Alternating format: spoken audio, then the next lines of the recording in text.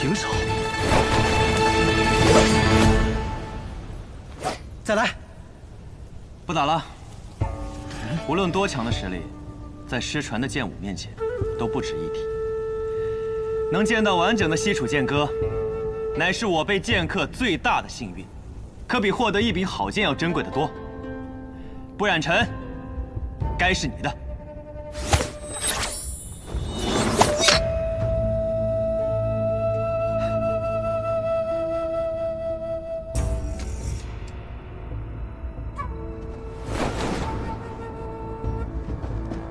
哎呀，接着，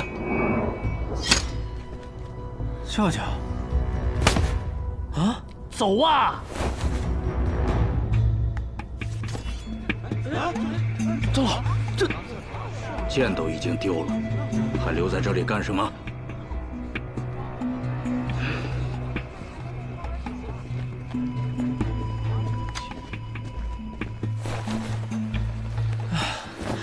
舅舅，我打他这么起劲了，怎么就走了呀？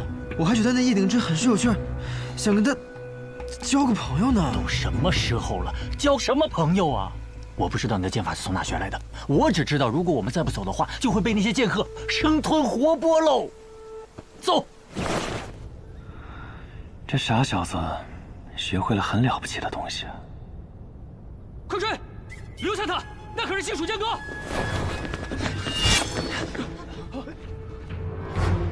你干嘛？快闪开！各位，盛会还未彻底结束呢，怎么这么急着要走啊？你要拦我们？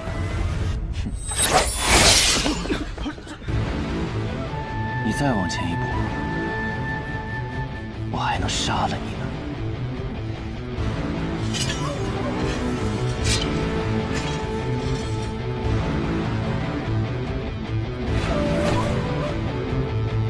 送我一个。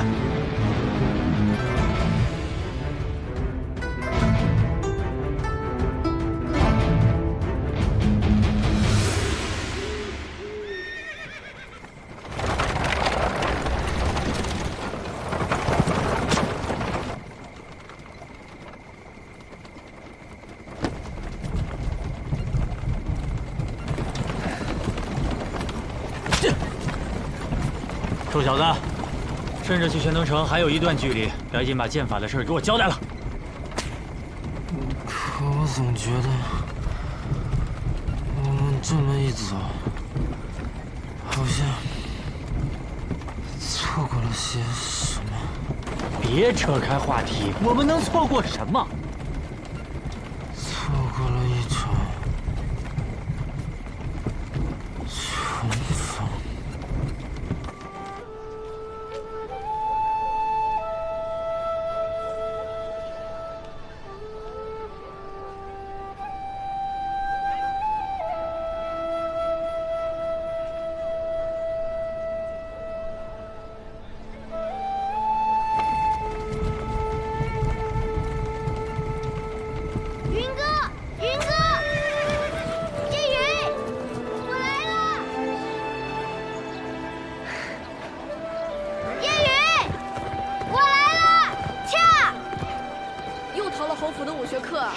我急呀！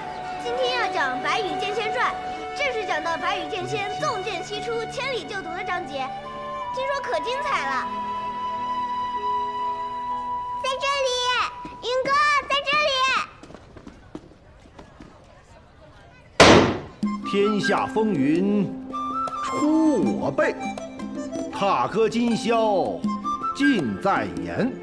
话说这白羽剑仙头上戴一顶虎头狮子盔，身穿大叶如意连环甲，内衬大红袍，足蹬虎头战靴，胯下一匹白龙马，手使一对护手双剑，那真是威风凛凛呐！从清晨杀到日没，只杀得金银铜铁八大锤，是大败而归。咻咻咻咻咻咻咻咻！哇，白羽剑仙的故事真是太精彩了！下次我经过城匾时，定要仔仔细细的看看上头，到底还有没有白羽剑仙留下的那一剑。试问天下，谁能挡我一人一剑？你们两个刚才听到这句话的时候，眼睛都亮了呢。哼，小姐，该回去了。东君、云哥，我就先走了。夜安，呀。回去了就乖乖睡觉，别再点住偷看画本了，伤眼睛。我才没有呢，云哥瞎说。哼。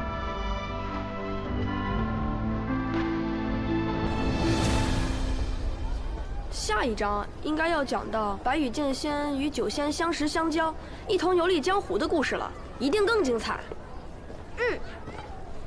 唉，我也想像白羽剑仙一样，一剑入仙，想干什么就干什么。我也是。哎，我听爷爷说，云哥，你天资聪颖，功课又好，以后定能继承父业，当大将军的。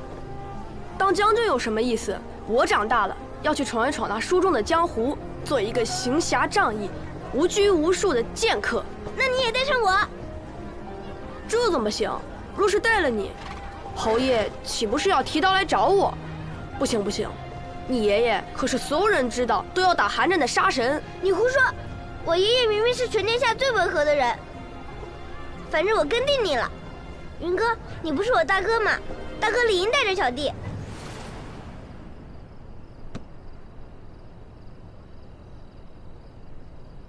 那好，我们立个约定。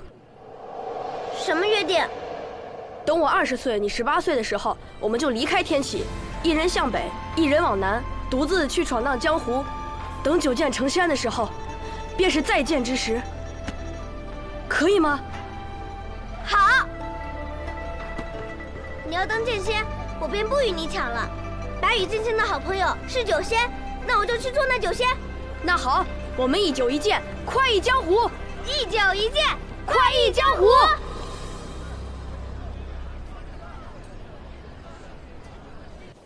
大将军夜雨自恃功高，以权谋私，不敬上人。有人检举，岂有通敌叛国之嫌？然念其昔年护国有功，超满门，族人流放，夜雨带走面圣，亲子。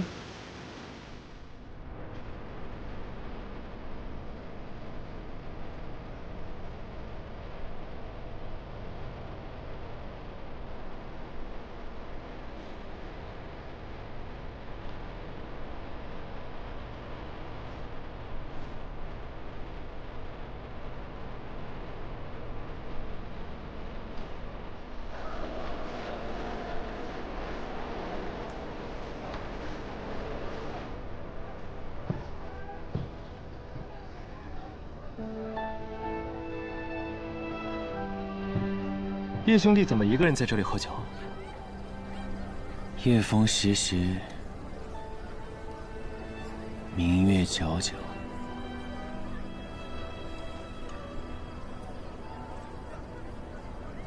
一个人喝酒，或许更美。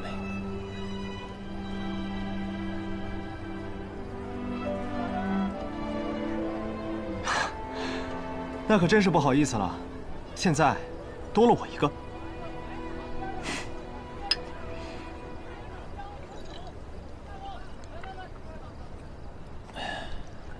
叶兄弟认识那小公子？我注意到，你听到那小公子名字的时候，脸上闪过一瞬惊色。那种惊，不似久闻大名的惊叹，也不像初见英才的惊艳，倒像是久别之后意外重逢的惊愕。王兄不仅剑术高深，观察人也很有一套。只是我也听说，望城山有位不世出的天才，年仅10岁便展露出惊世的才华。想必王兄这次来取剑，便是为了这位小师弟吧？只是小师弟怎么不一起来呢？啊，今日有幸，有此好酒，有此明月，快哉，快哉！叶兄弟，我们还是聊聊别的吧。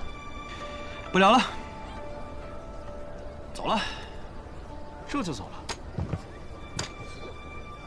有要事，怕晚了就赶不及了。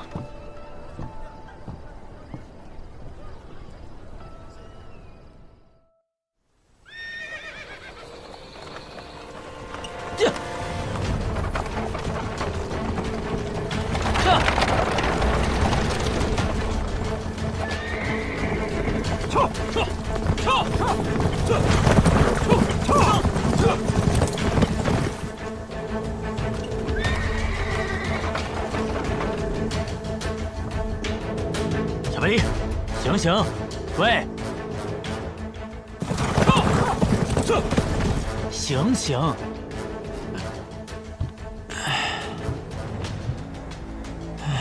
舅舅，我们这是在哪儿啊？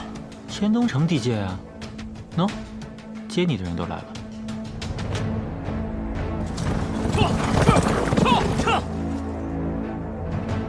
我再问你最后一遍，西楚剑歌是从哪里学来的？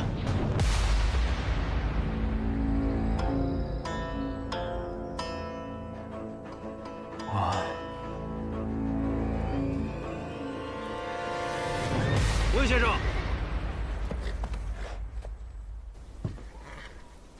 哎呀，嗨。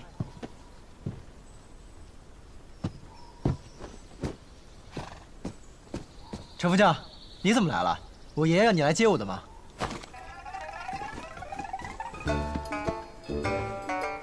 把百里东军给我绑起来！放开我！好你个陈生，几个月不见，胆子竟然这么大了！看我如何禀告我爷爷，你这么对我！押回侯府。是。放开我！走。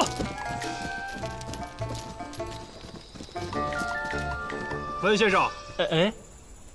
多谢。啊，不客气。不知温先生接下来是入城休息几日，还是直接回温家了？既然来都来了，就去看看我那个妹妹吧，顺便看看小百里下场如何。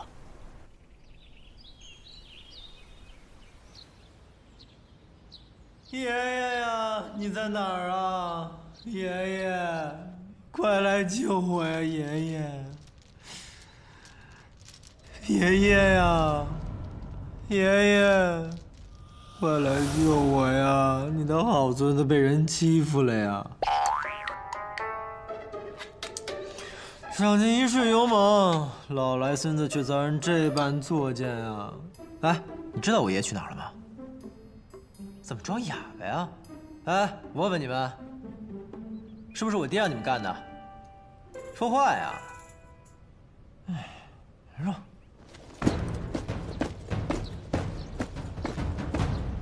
爷爷，爷爷呀，快来救我呀！爷爷。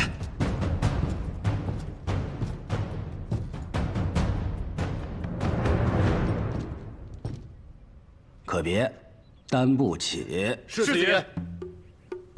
怎么是你呀？我是谁？我是你爹。你说怎么是我？臭小子，还躲？你好大的胆子！你还在嘴硬，再嘴硬！你这么跟你爹说话的吗？那你这么做，你爹知道吗？别拿我爹压我！那你别拿我爹压我！反了你！我跟你。我告诉你，你爷爷月前去天启参加大朝会了，没有个10天半个月的回不来。这镇西侯府我当家。我爷爷不在镇西侯府，是我当家，轮得到你？脑子坏了？你脑子坏了，你个臭小子！你给我站住！还跑！爷爷，爷爷，爷爷！你给我站住！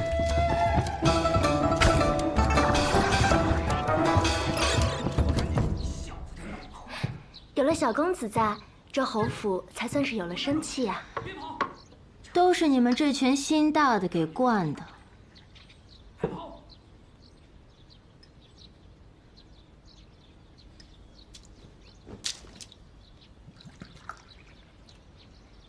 你看你现在的样子，越发像个富贵人家的太太，哪有一点以前的江湖做派？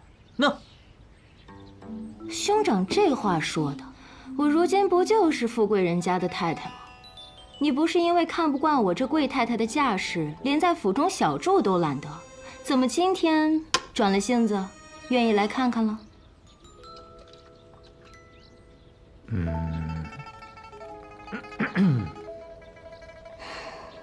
都下去吧。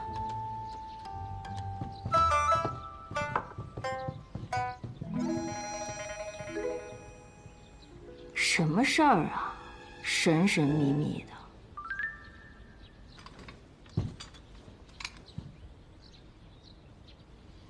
剑，真是一柄好剑。我从小到大看过的名剑不少，却没有一柄能够比得上它。哥哥，这是10大名剑中的哪一柄？都不是。这是名剑山庄的少主魏长风新铸造出来的仙宫品剑，不染尘。这是名剑山庄的仙宫品，多少年没见过这等品阶的剑了。所以，今年剑灵开启，你去夺剑了？你要是靠毒夺了这把剑，怕不是要成为天下剑客的仇人啊！恐怕这天下剑客的仇人要另有他人喽。我是去了剑灵，但是剑不是我夺的，是你儿子亲手夺的。哥哥，你就别拿我开涮了，我儿子才会几招剑法呀，就能去剑林夺剑。我就说你们别总惯着他，这就是你给他抢的吧？怕老爷子不让，推说是他夺的。是真的。好，那你告诉我，我儿子用的是什么剑法呀？西楚剑歌问道于天。你再说一遍。西楚剑歌问道于天。这更像吹的了。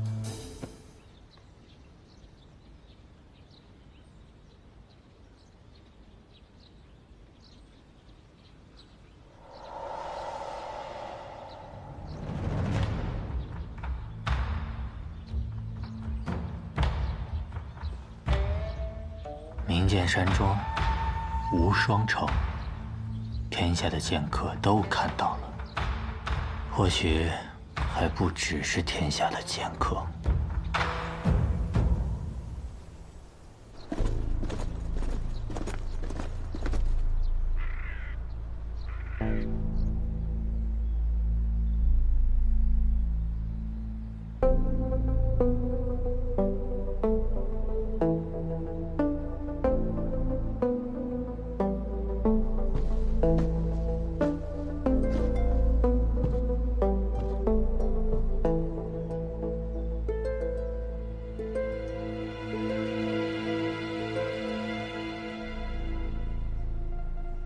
陛下。哦，卓青啊，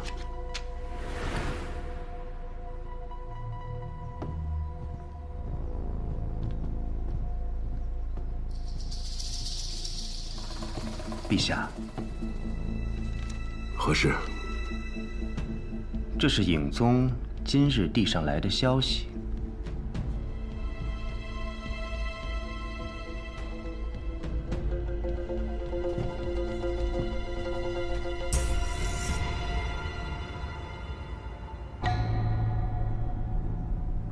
当年百里洛尘奉旨出征，破了西楚最后一座城池，西楚剑如双仙战死。现在你告诉我，西楚剑客再次问世，难道说剑如双仙，他们没死？百里洛尘呢？大朝会结束之后，已离开天启，回黔东城去了。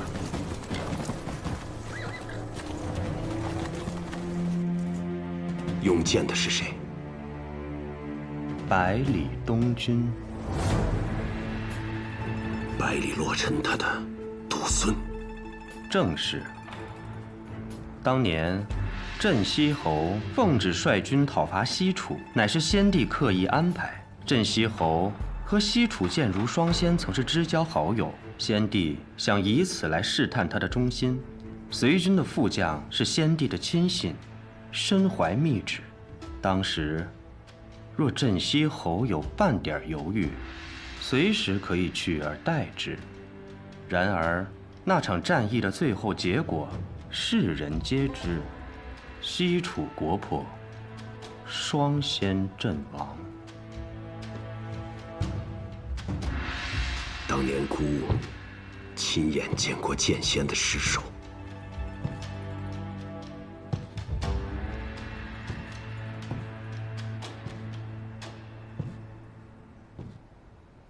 奴才斗胆。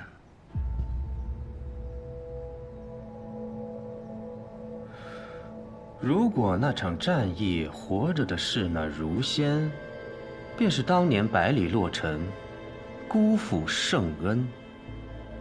西楚剑仙虽然剑法绝世，但不过一介武夫，可那如仙身具耀人之术，能让寻常兵士以一敌百。甚至能让濒死之人重新起来作战。正是这等鬼术，才使西楚这样一个边陲小国与我背离相抗。如果如仙还活着，可是比那剑仙更可怕的存在。当年一战，西楚如仙即便没死，也定然身受重伤，不然不会藏身黔东城多年不出。奴才这就派人去黔东城，把那西楚余孽带回来。选若风觐见，这件事就让若风去办吧。是，陛下。我当时一到柴桑城，我闻到浓重的血腥味，但是没有办法，顾老三落难，我姓雷，我是雷家宝的子孙，我得救他吧。我当时就进手，我再给他一拳，你知道吧？主要是呢，像我这么英俊潇洒的人看不得弱者，所以顺手把他们给救了。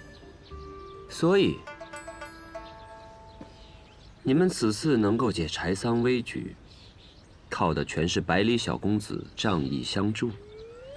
若不是因为我不惜身份的暴露前去保护他，那小子早被燕别天给杀了。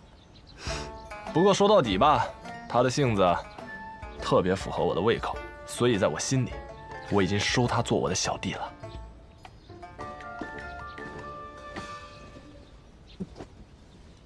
老七，你这表情，打什么主意呢？学堂大考，马上就要开始了。你是说？或许，师傅的关门弟子，我们的小师弟。可是他再怎么说也是镇西侯府的小公子，这镇西侯爷能让他入天启吗？不可能。再说了，他那功夫啊，差得离谱，他也只有轻功还凑合。我也就是随口一说。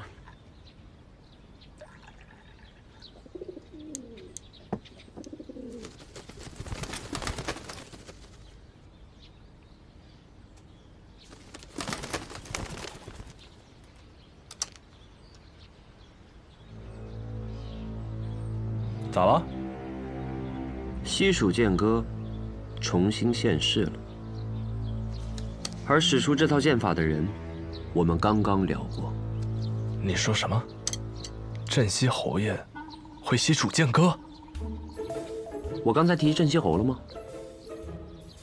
小百里，你说什么？那小子会剑术？他可是连燕别天身边的侍卫都打不过的。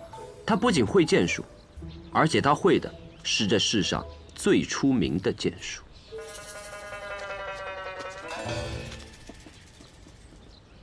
小先生，宫里来人了。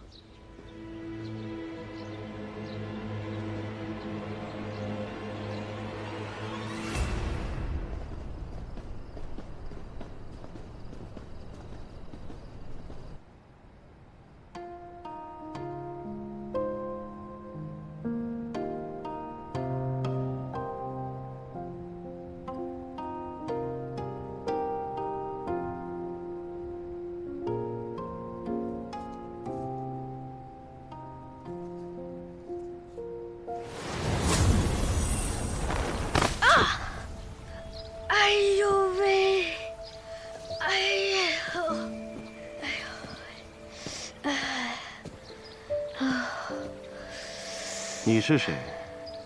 如何到的这里？抱歉，我不是故意闯进来的，我是在躲我家里的人呢。他们不知道又怎么，给我请了个先生来教我，跑着跑着就跑到老爷爷您这里来了。你就直接进来了？对呀，我刚爬上墙，没想到脚底一个打滑就摔进来了。就是那，这，我明明是摔进了院子里呀。我在院外设了阵法，寻常人是到不了这儿的。你既能破我阵法，说明你我有缘分。你可愿拜我为师？老爷爷，你要教我什么？教你什么？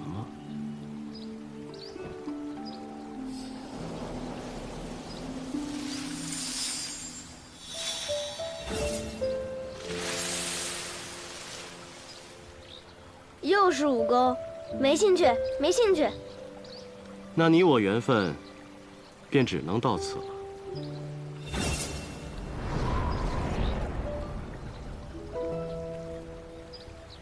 去吧。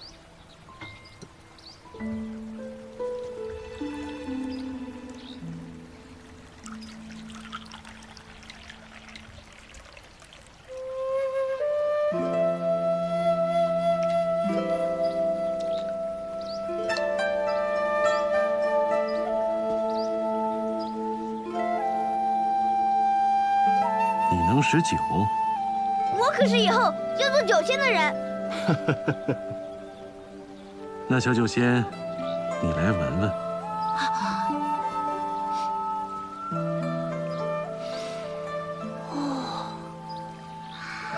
哇，好香醇的酒，哪里买的？我也要去买。这酒可是买不到的，是我亲手酿的。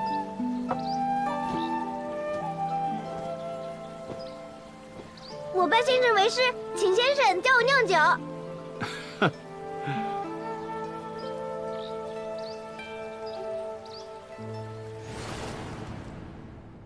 师傅，我是不是给您添了个天大的麻烦？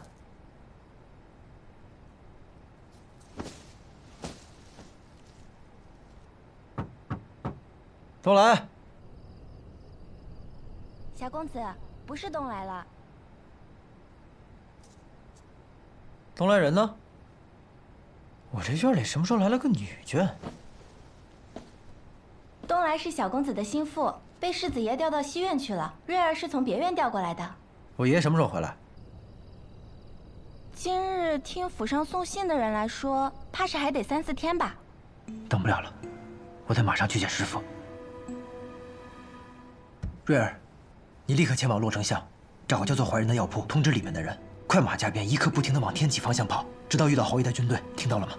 哦，小公子，您这是想让老侯爷早点回来替您撑腰啊？我可是世子妃的人啊！别演了，我娘亲肯定是装的骗我爹，好把你安排在我的身边，都是自己人。天哪，到底是谁给了小公子这样的自信啊？当然是我跟我娘亲这么多年来的默契啊！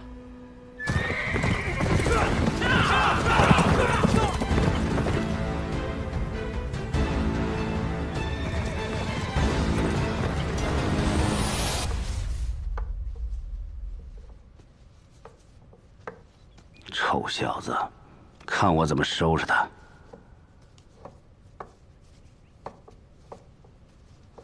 昨日，哥哥同我说，他们回来的路上先去了剑林。嗨，我觉得大舅哥啊，这事做的没问题，是该让东军长长见识了，不然真成了废物了。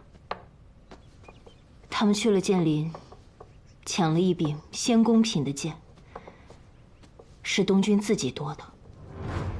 哥哥什么也没有做，用的剑法是西楚剑歌，问道于天。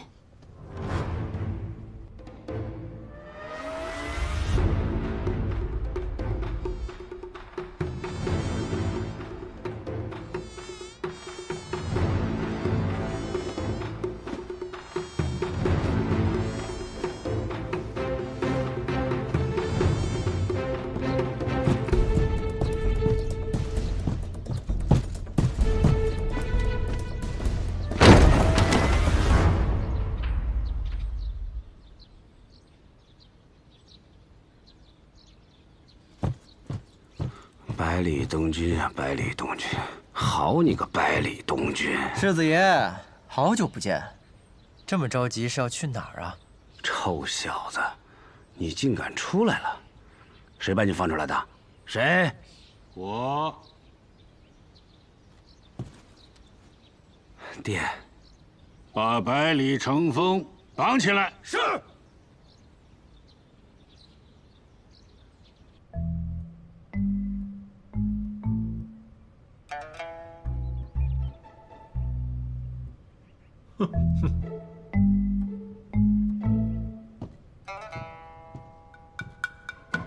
哟，世子爷，您怎么在这儿啊？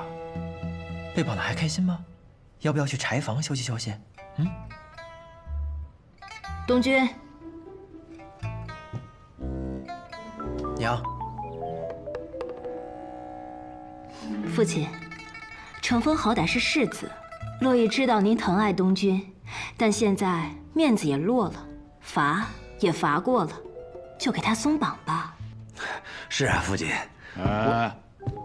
我有让你起来吗？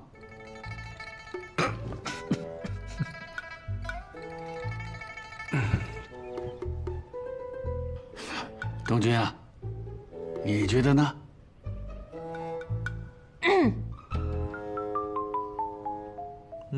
那便给世子松绑吧。东君，你出门远游，最近可有什么收获呀？收获可大了，爷爷，您听过一首诗吗？啊？风华难测清歌雅，琢磨多言凌云狂。柳月绝代莫尘丑，卿相有才留无名。哦，北篱八公子，他们可是鼎鼎有名的大人物啊！不错，这次我就见到了其中的清歌、卓墨、凌云、柳月、墨尘这5位。不光如此，我还帮了他们一个忙。哦，来，东君。据我所知，他们平日都在天启城啊。这次他们是为了孤剑门而来，为了兄弟千里赴柴桑，仅凭这番义气，就十分值得我结交一番。东君啊，听你舅舅说你去剑林夺了一把剑，你不妨跟大伙说一说你在剑林的见闻吧。哦，那剑林，那叫一个气派宏伟。我不过是阴差阳错的得了一把好剑。哎，怎么了？哎呦，我这个昨天一晚上在柴房睡的，那蚊子嗡嗡的都没睡好觉。还有爷爷，你这一路舟车劳顿，一定很疲惫吧？不如我们今日到此为止，各自回房歇歇。你看，东君啊，你长大了，懂得照顾爷爷了。好，赶紧回去休息啊。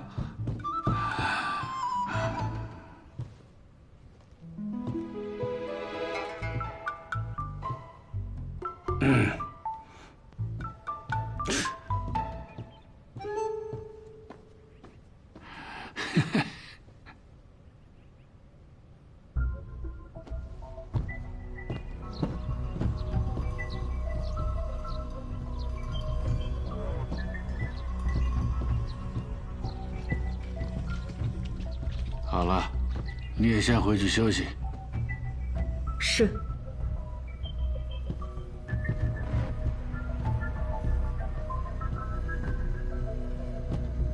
父亲，东君在剑林，我早知道了。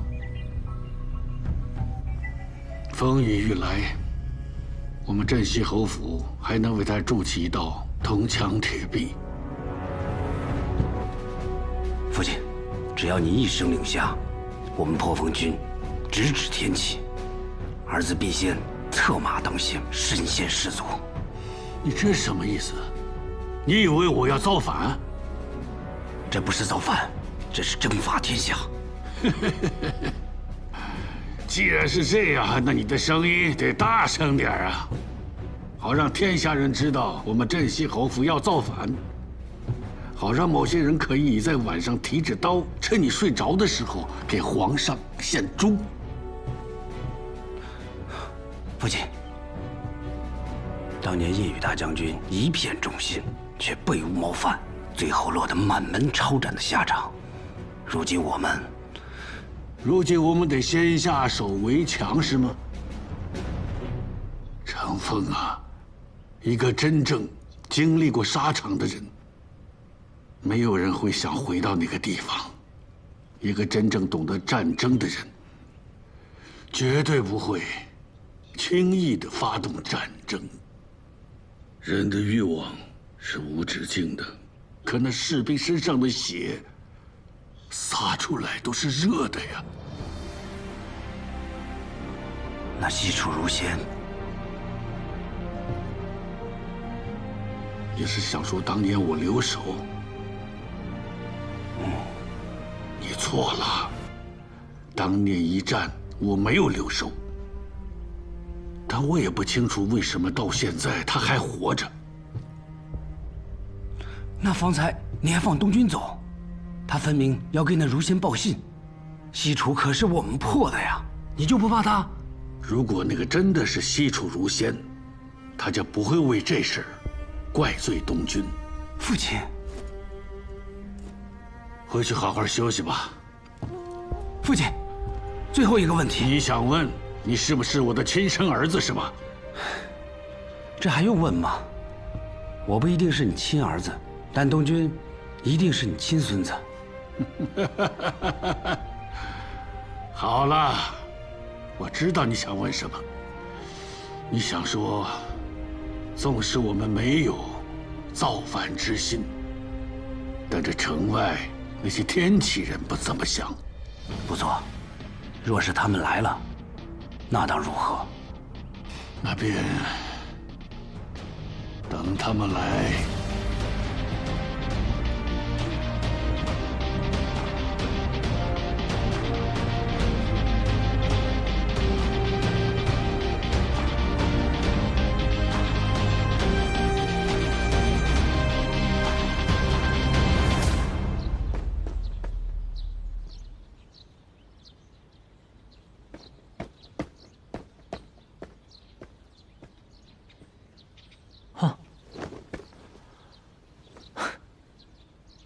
这小滑头，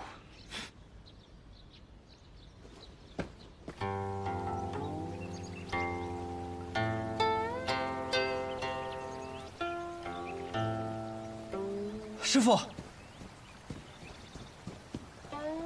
东军回来了，此次出行可完成心中所愿。师傅，现在不是说我的时候，我好像给您添了个大麻烦。什么样的麻烦才算是大麻烦？师傅，在剑林大会上，我用了您传我的那套剑法，但天下剑客竟然都很震惊似的，说是什么失传已久的绝世一剑。师傅，虽然这么多年来您从未提起过您的来历，但我有一种直觉，您的身份一定不一般。那套剑法又那么的特别，他们一定会想办法来找您的。我何时传授你剑法了？师傅，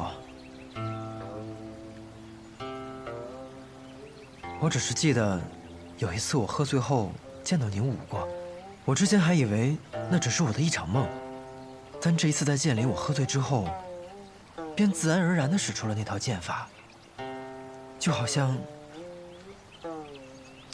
种在我的脑子里一样，不用回忆，也不用思考，仿佛不是我在用剑，而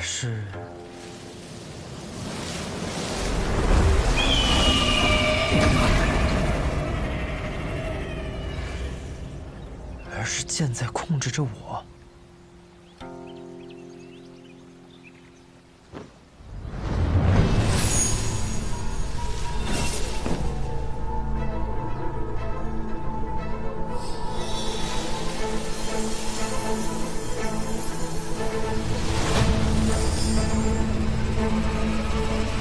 拿着。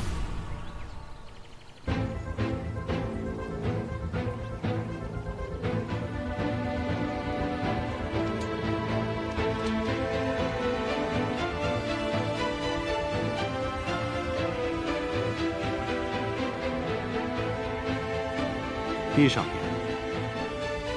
感受它。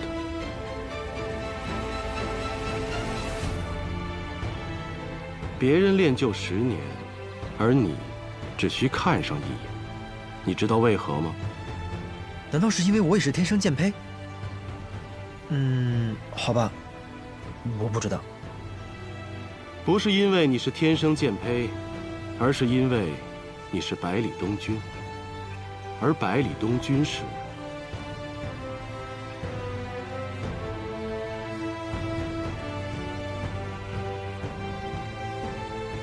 因为我是百里东君。师傅，我不明白，已经有很多人这样说了。我是谁？我是百里东君。可为什么是我？因为我是百里东君。以后，你自然会明白。东君，匹夫无罪，怀璧其罪。你想要学剑吗？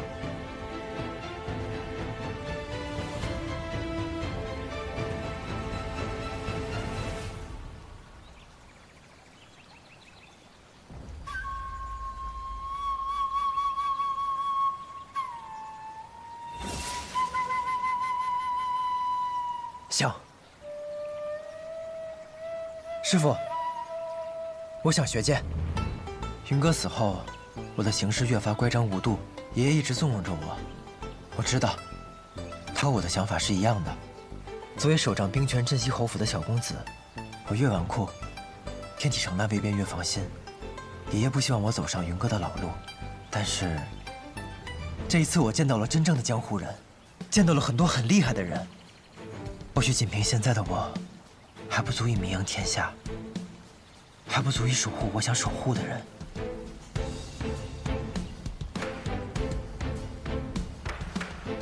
师傅，我也想仗剑去江湖上走一走，管他的圣心难测，百里东君绝不做安居一隅的笼中之雀。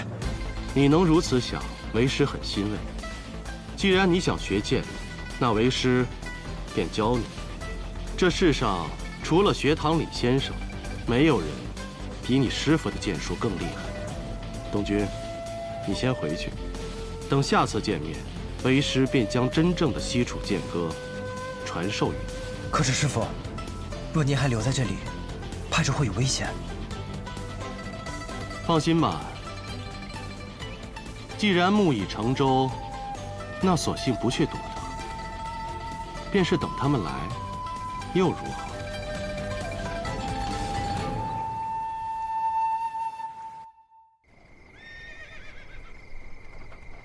小姐，算算日子，白发紫衣大人应该已经回到天外天了。二小姐若是看到了他们，却没有看到小姐，指定要发脾气了。我让白发他们先走，是想看看北阙曾经的山河。星儿知道了缘由，他应该就不会生气了。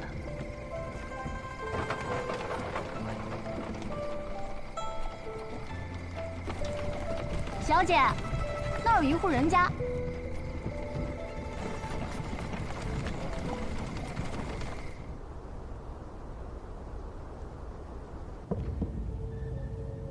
进来。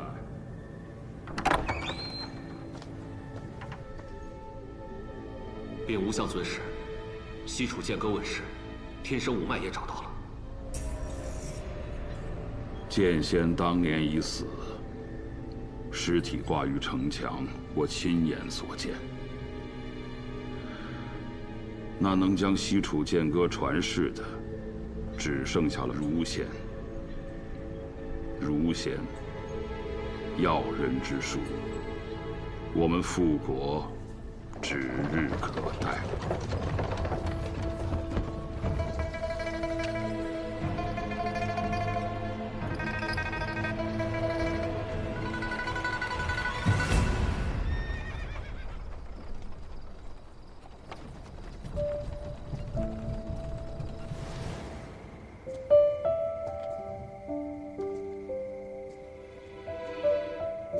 小姐，他们供奉的是咱们北阙的勾陈大帝，他们是我们北阙的子民。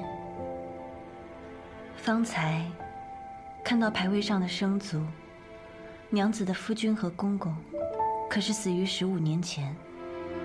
夫君和公公，因15年前北阙和北离一战，死在了沙场上。那你们有没有想过，如若一日北阙光复呢？北阙光复又能怎么样呢？我的丈夫，我的儿子，都没有办法再回来了。而战争一旦又开始，又会有多少人失去他们的丈夫和孩子呢？复国到底是为了什么呢？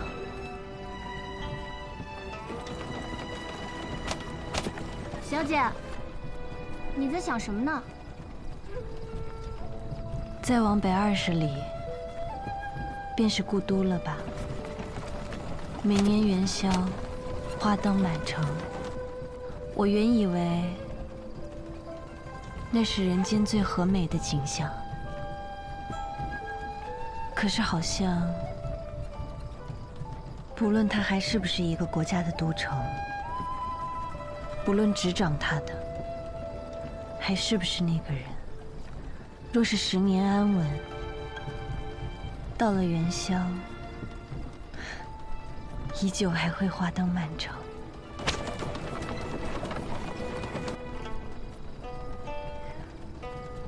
人生短短一回，北阙一名需要的，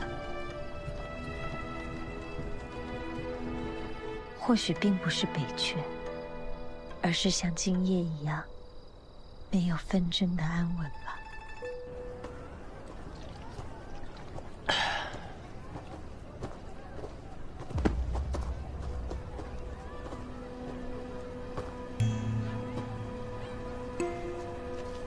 西楚剑术大道朝天，世人皆仰，退而让之，寻其轨道为我所用。若危及百里，退。父亲呀，父亲，我也想见见真正的大道啊。父亲传来的消息。父亲说，大道之下还有鬼道，大道留给世人，鬼道留给温家。鬼道是指什么？我也只是听说，却从未亲眼见过。据说是西楚的要人之术，若真有此术，鬼神俱至。可是若拿不到呢？我也很好奇呀。若真拿不到，妹妹是帮百里家，还是温家呀？哎呦，那我到时候就问我儿子，他让我帮谁，我就帮谁。放心吧，父亲也说了，若危及百里，退。父亲说的是退，而不是住，说明他也意识到了这次事情不一样了。父亲是父亲啊，我是我，百里家我不管，我妹妹不能有毫发损伤，我外甥更不行。除非我温户就先死。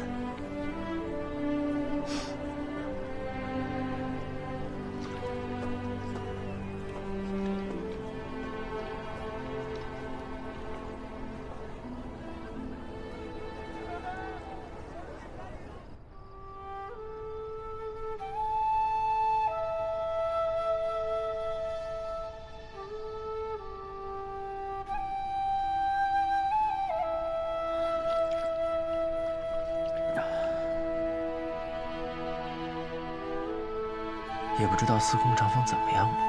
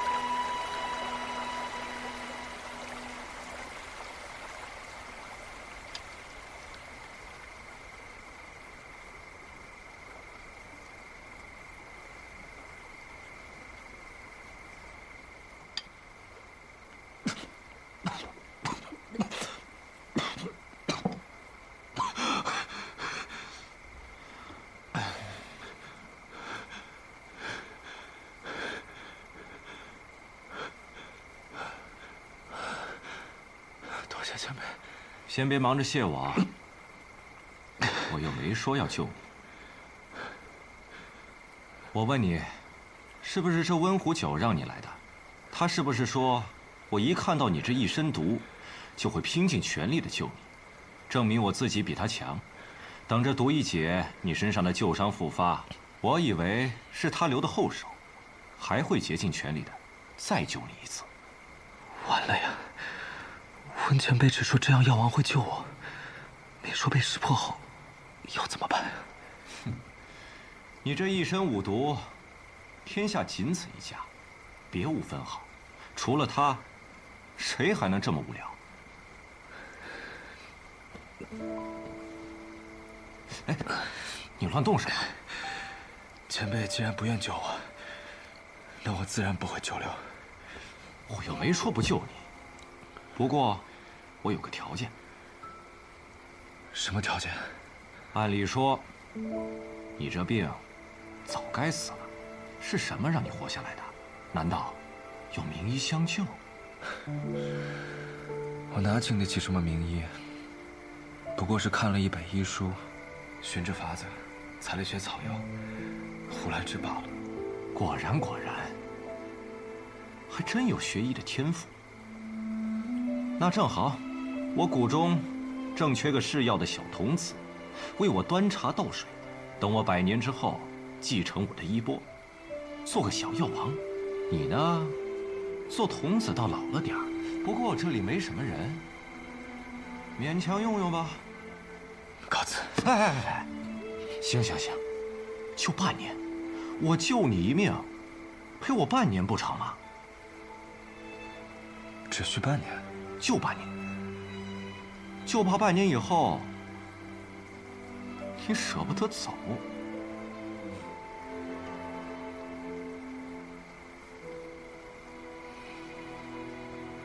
好。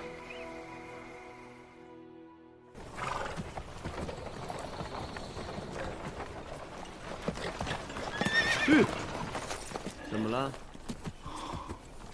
啊，小先生，是卓墨公子。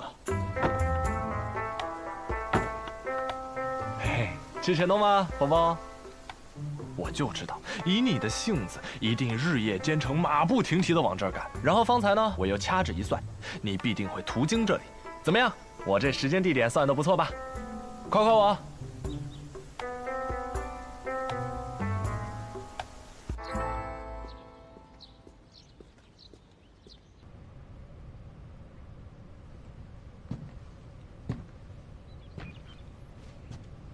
父亲，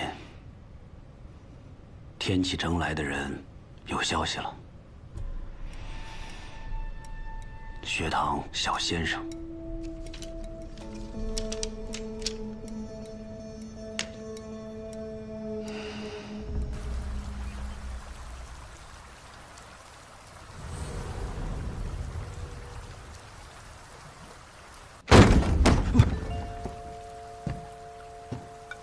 哎，我说我亲爹呀，哎我还没出来呢，你干嘛呀？你舅舅说你要学剑法，赶紧滚起来练剑。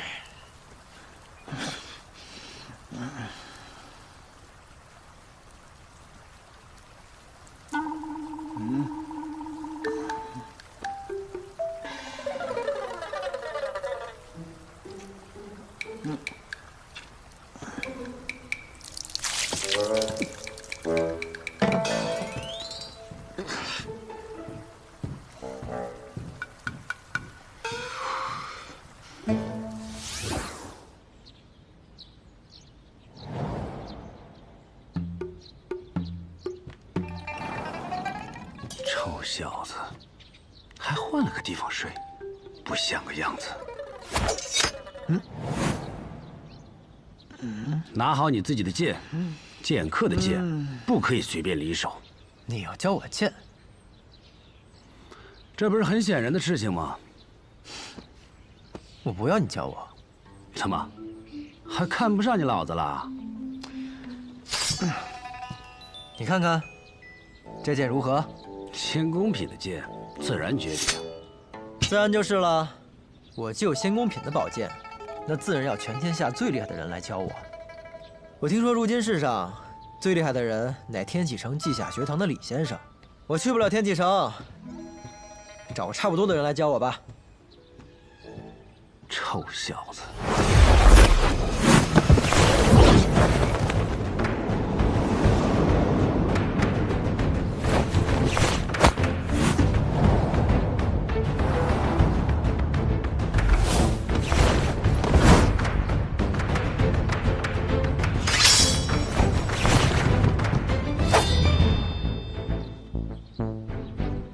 我说过，剑客的剑不可以随便离手。还我！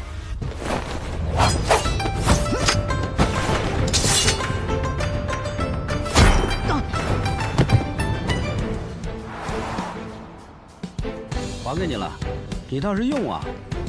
哼，我用。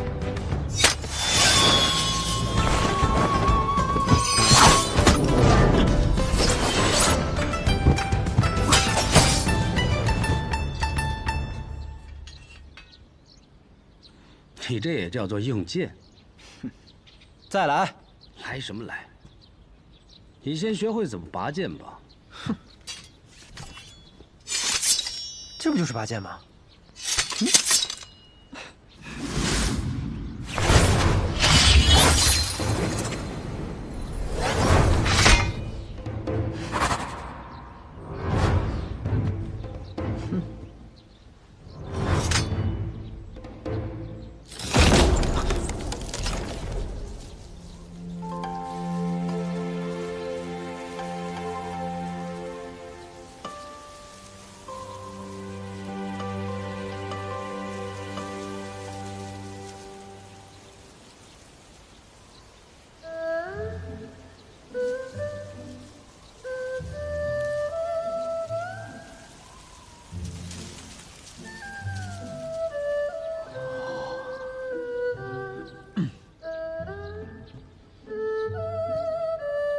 这才叫做拔剑。这便是我所习的瞬杀剑法之起势。师傅教我的剑术，我只不过才练得皮毛，但是我却记得他跟我说过的一句话：刃出必有因，归鞘必有果。剑气如惊雷，雷息杳无音。你要记得，你出剑是为何而出剑。从今日起，你的衣食住行皆在这后院解决。等你的拔剑术练到能将这个稻草人斩为两截的时候，你才可以从这里走出去。不就拔个剑吗？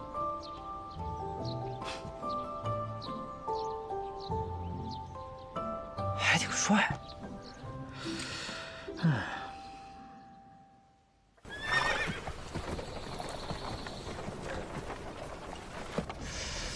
我就想不明白，为什么我们非得特意换上这身衣服呀？因为先生说过，白衣胜雪，公子如玉，这才是学堂应有的风范。我和你可不一样，我最讨厌穿白色了，主要洗起来麻烦，而且你知道吗？若是真的染上灰尘的话，那就和先生口中的“公子如玉”4个字一点都不搭样。先生早料到你会如此抱怨，他让我告诉你，这叫仪式感。你和老侯爷把东军藏在后院练剑，只是为了躲那一个人吧？学堂小先生。这个小先生，可不只是学堂小先生啊。那区区一个后院，还能藏得住东军啊？哎，他要是真的一剑，把那个稻草人给砍了呢？就算他再有天赋，短短几天内根本摸不到拔剑术的皮毛，没有内力作为根基，给他1个月也不够。若是他已有内力呢？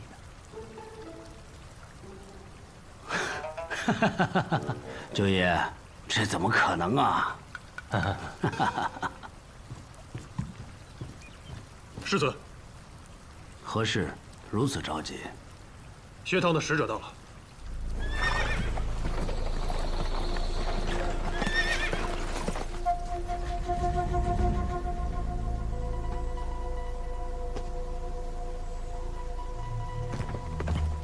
这位，应该就是镇西侯世子百里成风吧？他就是百里东君的爹？他可是个厉害角色。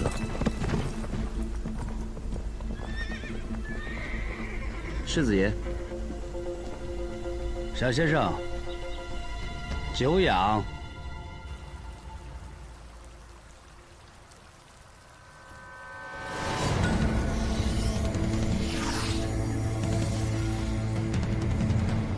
内力？东君怎么会有内力？他似乎还不知道。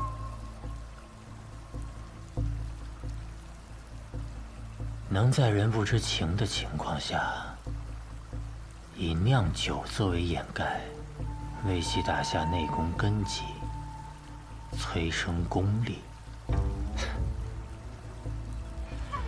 这也许就是父亲所说的鬼道吧。小百里，还能藏多久呢？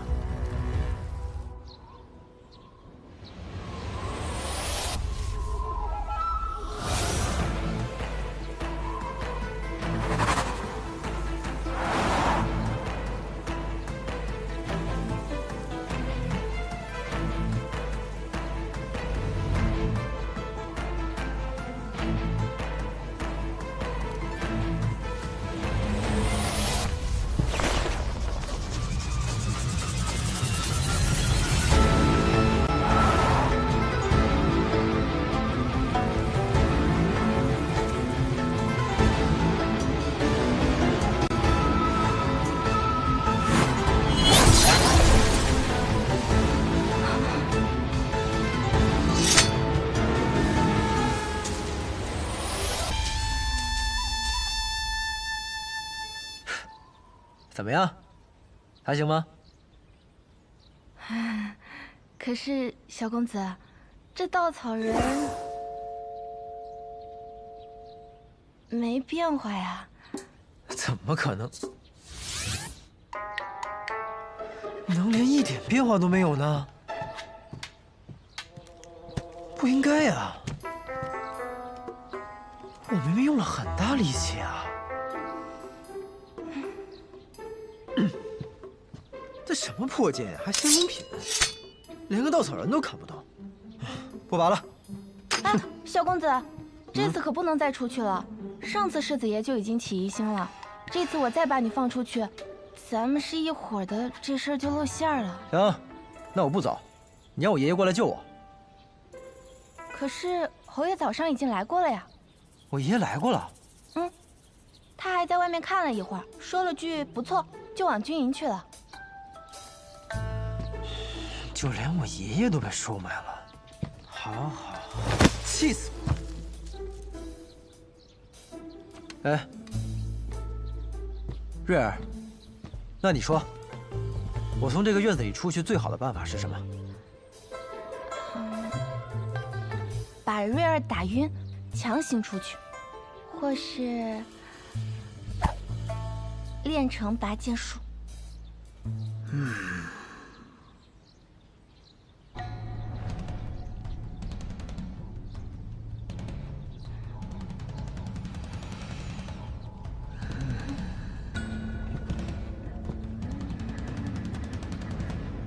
小公子，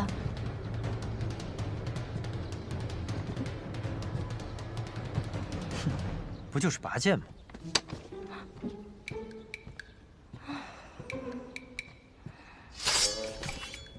拔！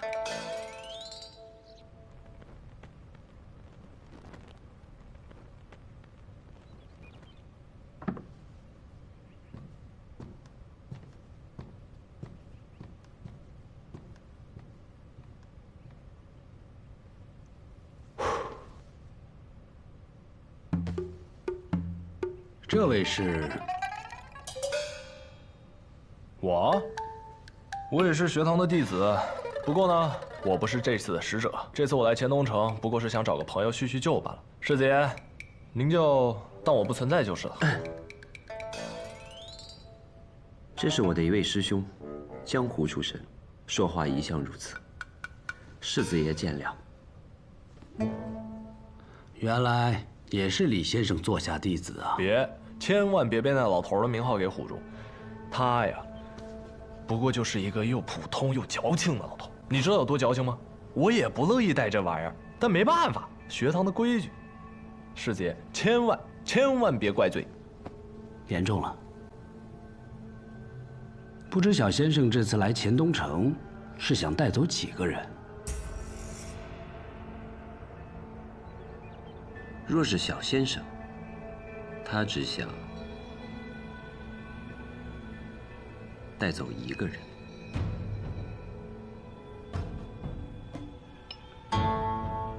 学堂果然严苛，小先生千里迢迢来到我们钱东城，就带走一个人。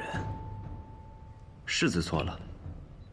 哦，错了。世子，我问你，我们北离国一共有多少座城池？大大小小163处。学堂最少的一年入了1个人，最多的一年入了6个。天下之大，不知道有多少人都慕而趋之。况且不论天下，单论这天启城，就有无数的世家贵族、江湖游侠前来拜学。所以，我要从钱东城带走1个人。这个数字不是少，而是多，太多了。若是没有呢？那就只好劳烦世子随我回一趟天启城了。世子的天赋，先生时常称赞，就是年纪大了些。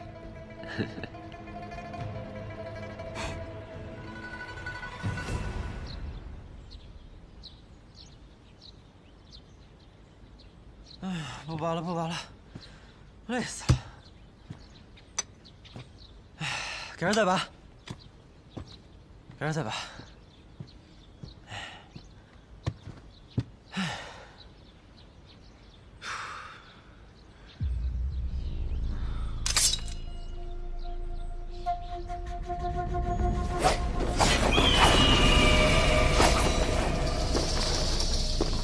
好。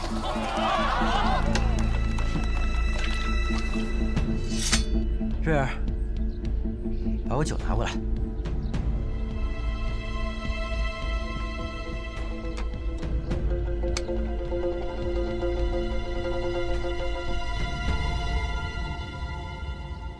侯爷回府。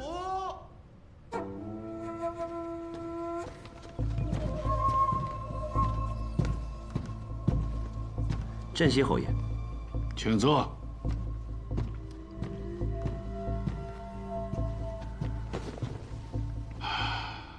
两位千里迢迢来到我镇西侯府，还带着那薄纱，难道不想让我看到你们的脸吗？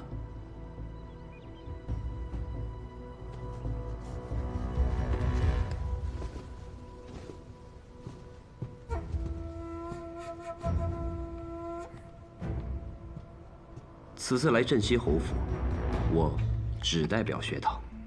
我听犬子说，今天小先生来意，我破风军内确实良才不少，待会儿我一一安排，让小先生细细挑选。不急。哎，怎么没有见百里小公子啊？哎呀，我这孙子太顽皮了，前天去了城外玩。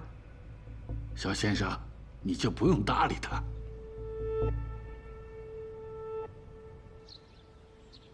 你先别说话，听我说。我呀，我不是不会拔剑，我只是不想拔剑，懂吗？干！嗯。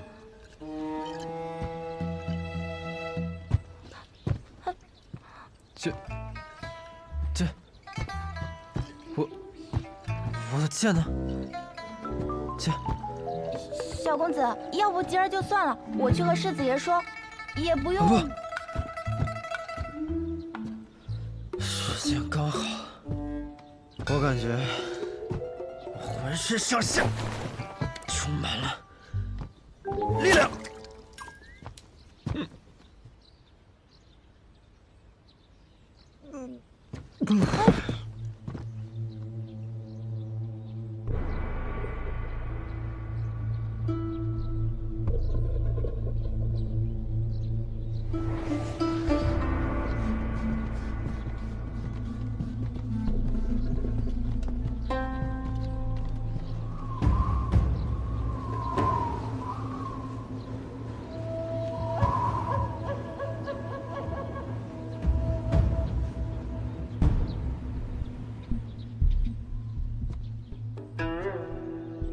小先生，客房在这边。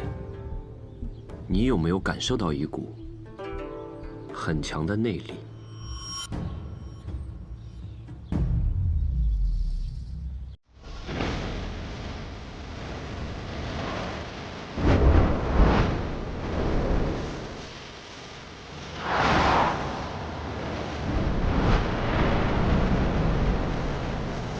春风吹过，就是最耀眼的场面下的海上，为我在停止过想，看着分明为我脚步的模样，鲜艳的来的主场，开心在天灵之上。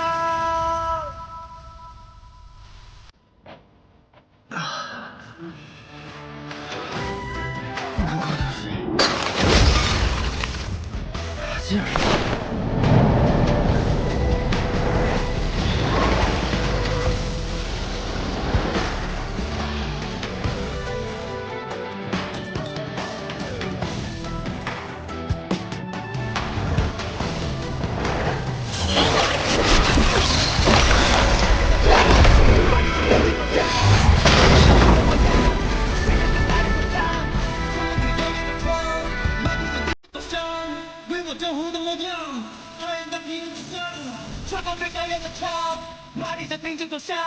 为我江湖的模样，谁也得来自他，乘风最高远的唱，马力着听着走向，为我江湖的模样，他应该天地之上。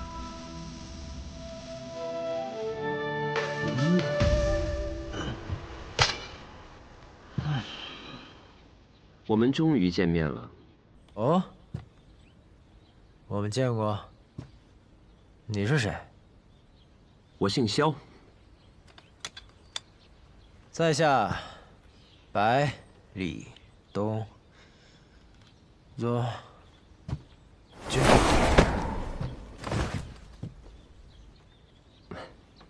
我知道。关于学堂之事，我想，我心里已经有了答案。世子殿下，方才小公子那一剑很好。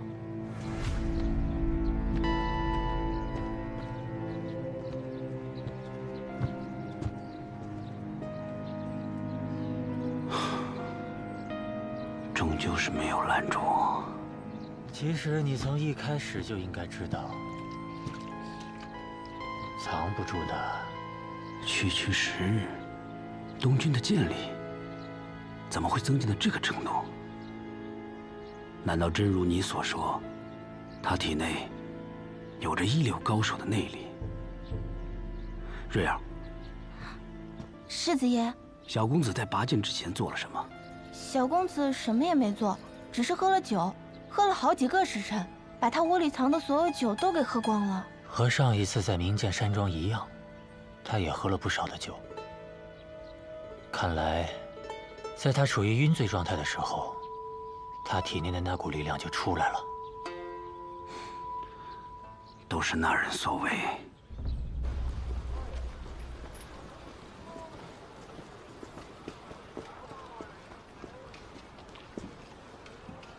既然作为小先生的事情已经完成了，那么我也该去完成父皇交代我的事了。我随你同去吧。你呀，还是在这里看好我们未来的小师弟吧，免得他又被藏了起来。儿子无能，还是让他发现了东军。他就只看了一眼就走了。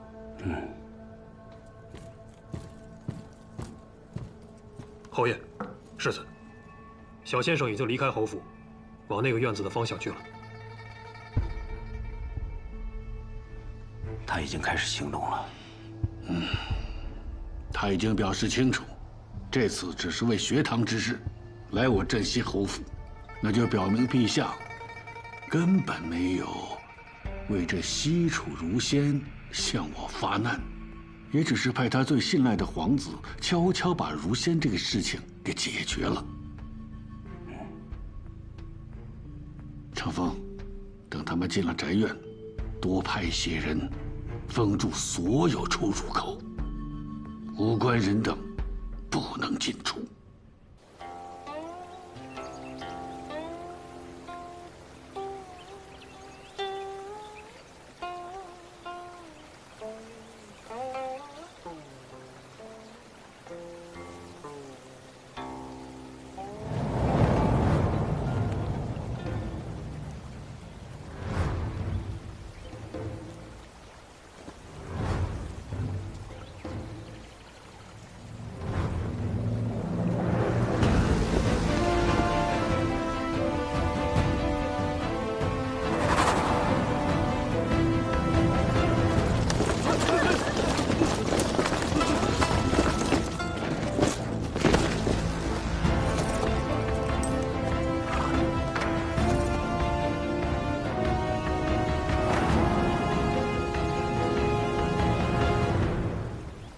稷下，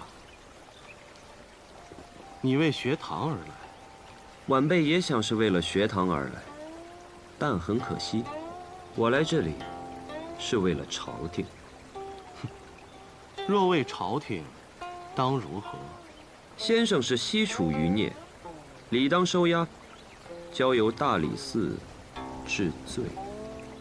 这件事可以交给很多人办，地方督府、大理寺、太子直率的隐卫司，为何会交给你一个学堂之人？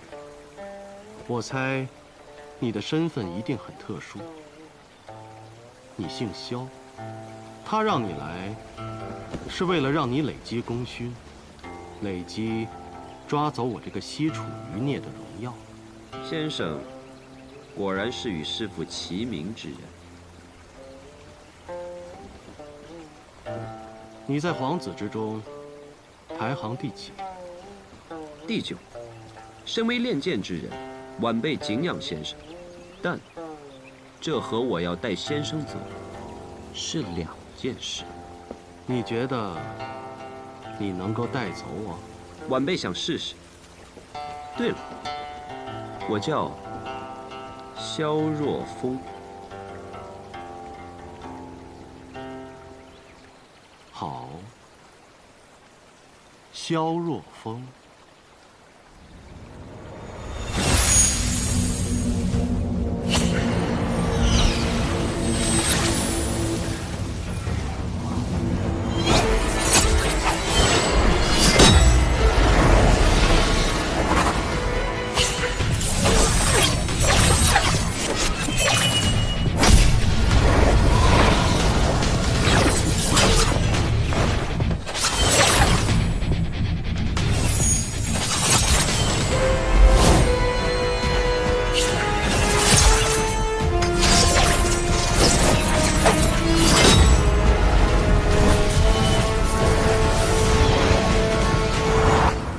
只是如此，学堂李先生所传的剑术，就只是如此。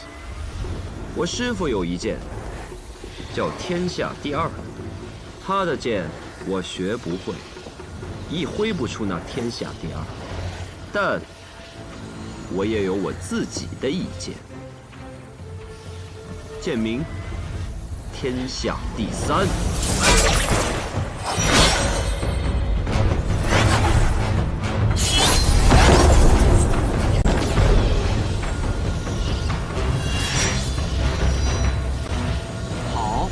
好一个天下第3，那便请先生试我一剑。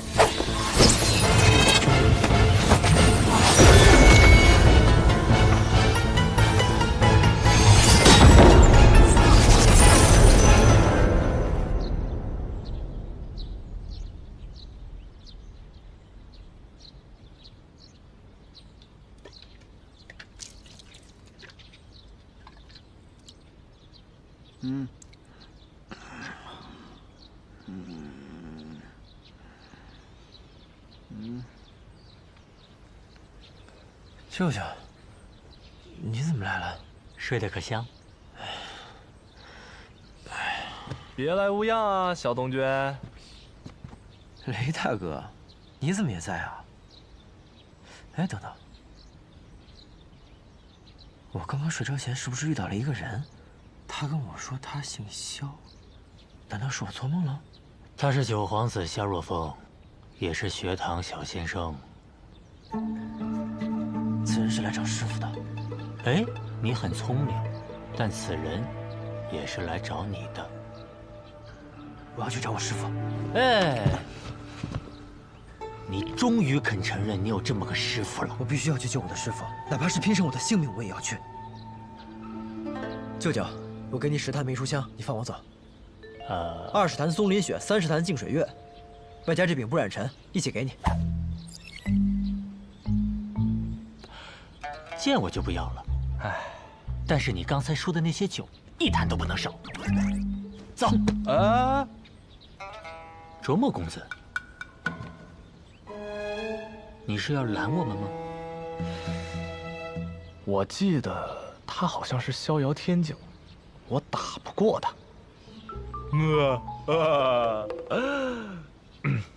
与君同行吧，嘿。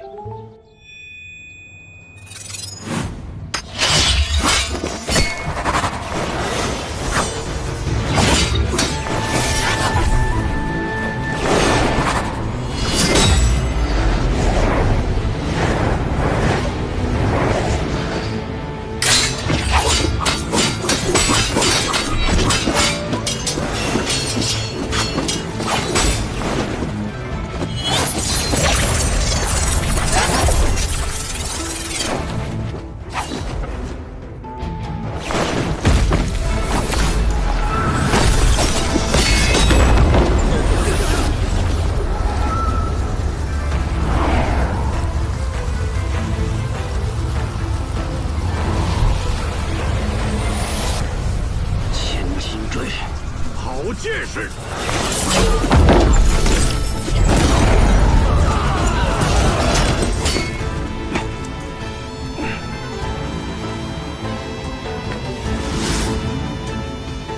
你们2个掩护。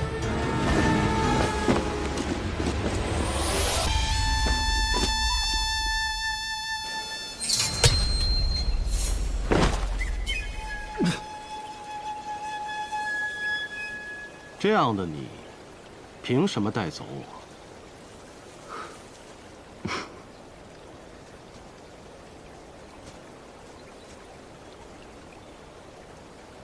见过先生，方知何为云泥之别。是若风狂妄了。少年人理应狂妄，理应不惧。你是个好苗子，我不会杀你。我时日不多了，对你们北离造不成什么威胁。此生最大的愿望，便是将我的剑术传给我的小徒弟罢了。那北离便更不会放过你，毕竟您的徒弟姓百里。谁？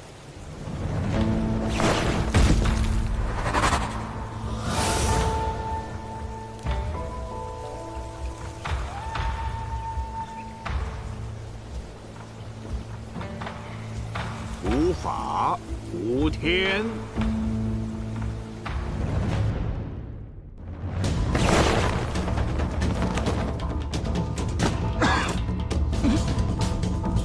我一直都对一件事情很有疑惑。既然你们都知道我的身份，那么凭什么以为自己能够带走我？当年你以1剑赢万甲，西楚国破后，世人也以为你早就见折身死。这种情况下，即便你苟活下来，想必也会受到极其严重的内伤。设若你依旧如当年一般功力高深，那为何这么多年你不现世，又为何不为西楚报仇，所以，虽然你还活着，想必你的功力也不是当年那般了，是吗？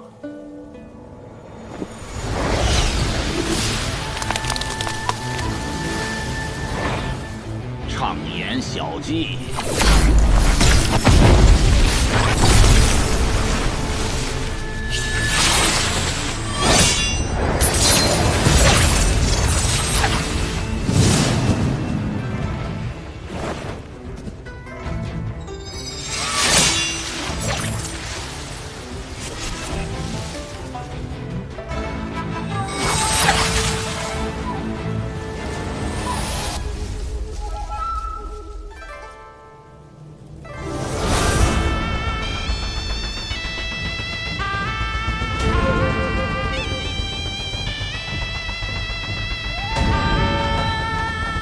已是许久，未曾真正出剑。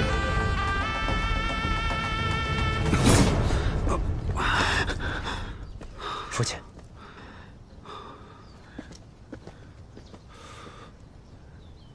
你来干什么？我来救我的师父。你知道你的师父是谁吗？他究竟是谁并不重要，重要的是，他永远都是我的师父。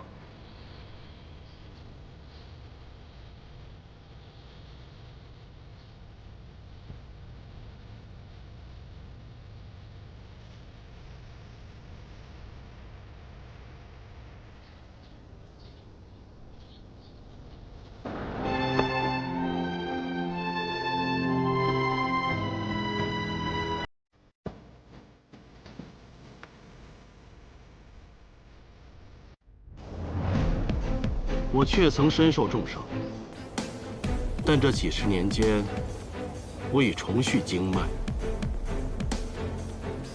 今日拔剑，愿求一战。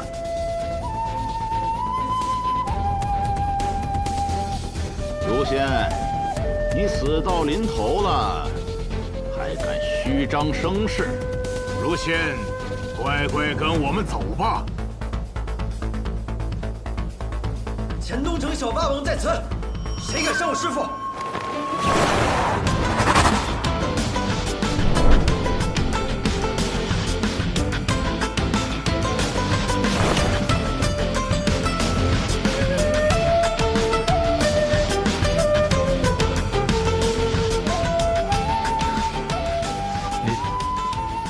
你受伤了？先生对我留了手，无妨。不好意思啊，各位，温家温壶酒来晚了。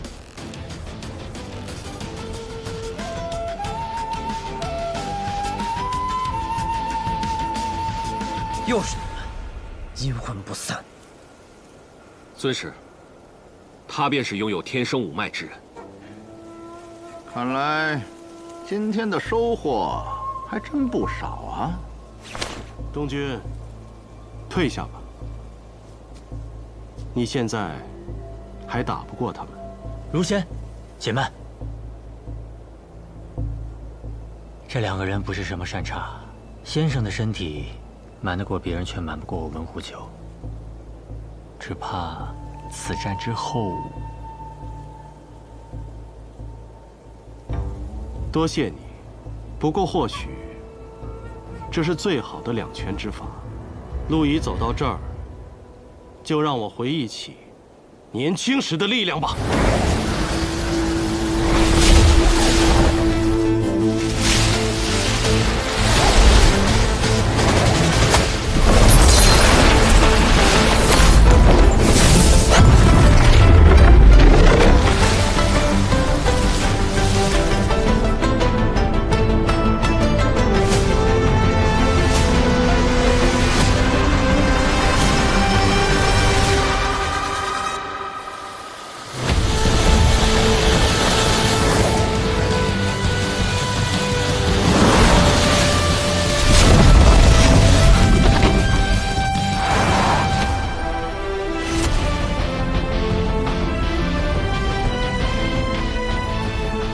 东君，你已学会西楚剑歌，问道于天。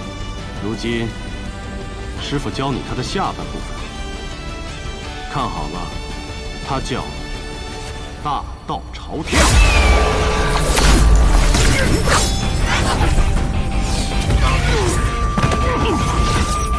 明月落我堤，得成仙人场。仙人欲何去？遥指蓬莱乡。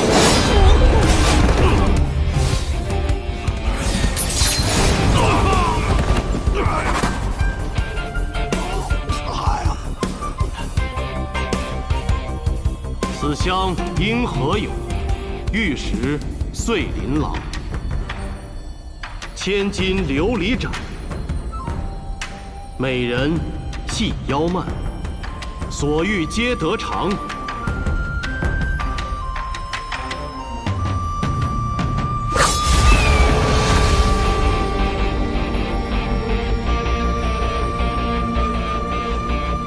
仙人得闻后，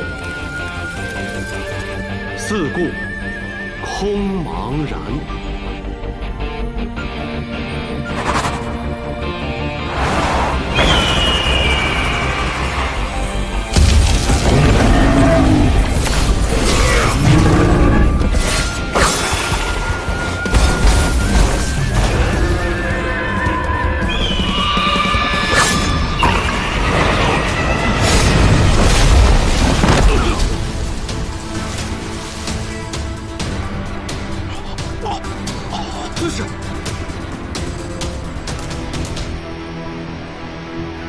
弗然振剑环，碧血尽残扰。原来，这才是传说中的绝世之剑。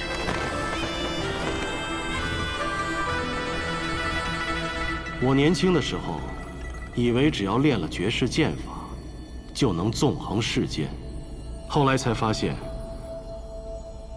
当拥有绝世剑法，便需担起承天之责。遗憾的是，最后还是没能护住我的故国。东君，大道朝天，你要走出一条属于自己的道。等你找到了自己的道，你就一定会像你所说的那样，名扬天下。师父。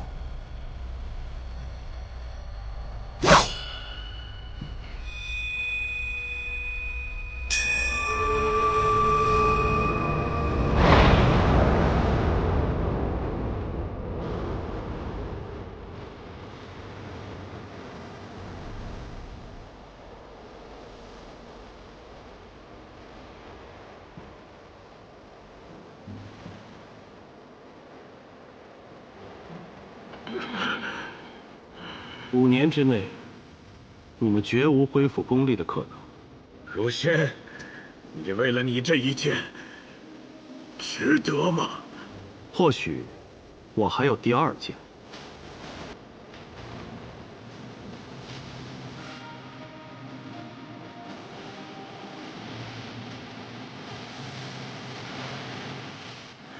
哦，这是。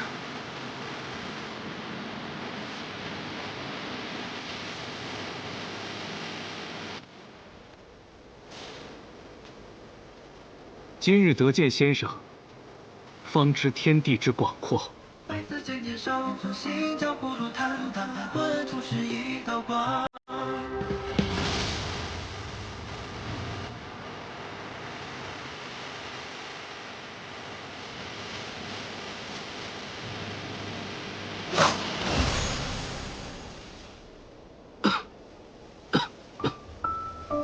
师父。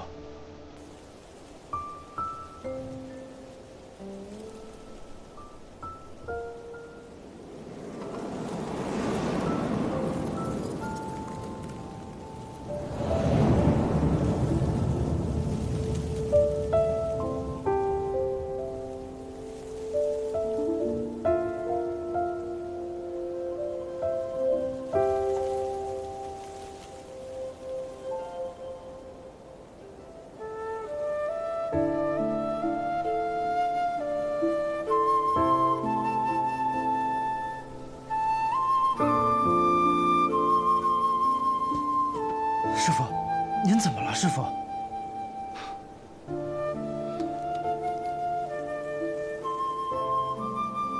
诸位，能不能给我和我的小徒弟一个单独相处的机会啊？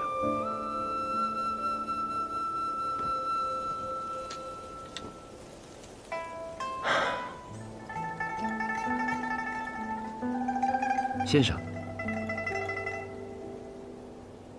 再会了。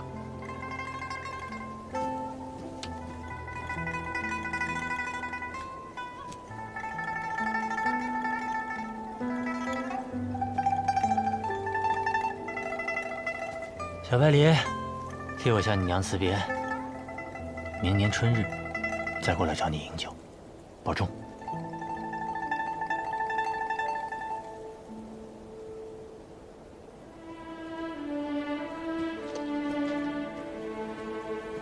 师傅，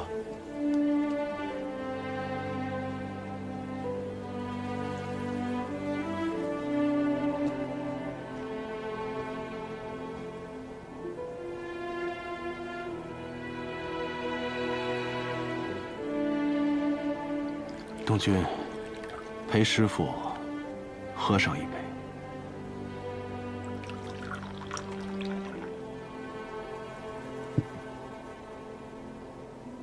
这些年来，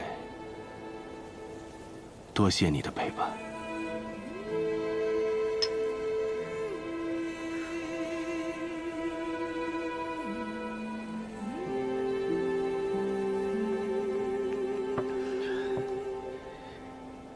东君，替师傅去一趟天启城吧，酿一壶桃花月落，挂在天启城最高的地方。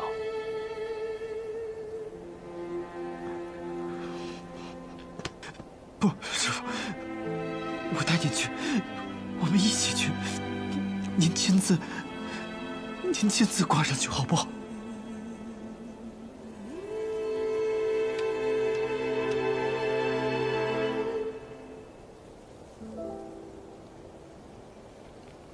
哭什么？师父早就是应该死的人了。当年是师兄用自己的命换了我的命，可即便如此，我也只是强弩之末，全靠一杯药酒续命罢了。东君，人呢，只要背负的太多，就不那么自由了。说来也是矛盾，我既希望你可以自由自在，逍遥不羁，也希望你可以名扬天下，成为真正的英雄。好，我答应你，但是你要活着，看着我名扬天下才可以。东君，是龙终究会腾飞，是英雄，光芒便藏不住。不管师父在与不在，都没有什么影响。不，师父，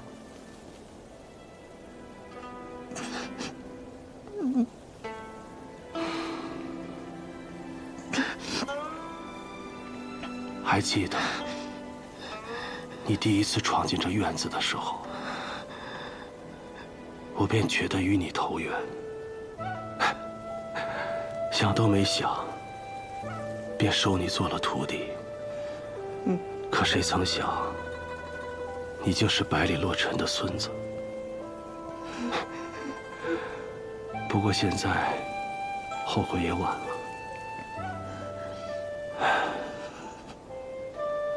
我这一生从未做过一件冲动的事情，只有那天是个偶然。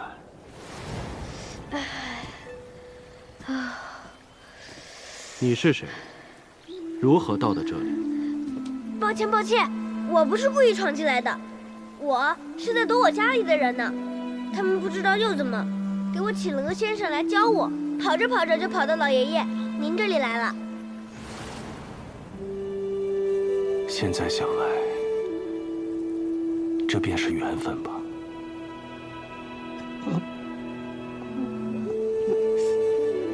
师父。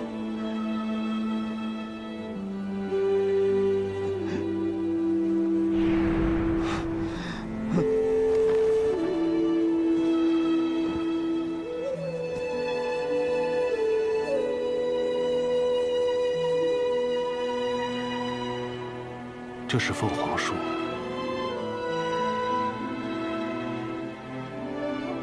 是西楚的国树。可凤凰非梧桐不起，纵然是什么人世如仙，没有了西楚的土地，便留不住这凤凰。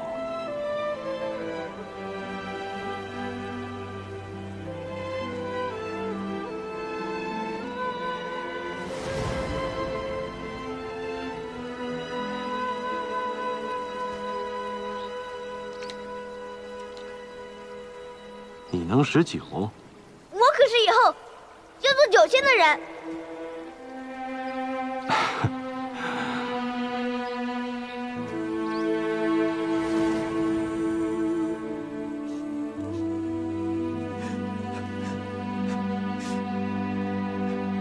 东君，人生注定会充满了离别。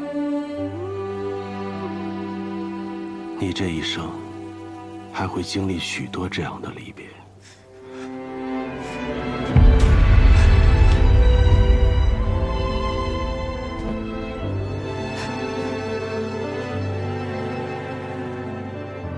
我拜先生为师，请先生教我酿酒。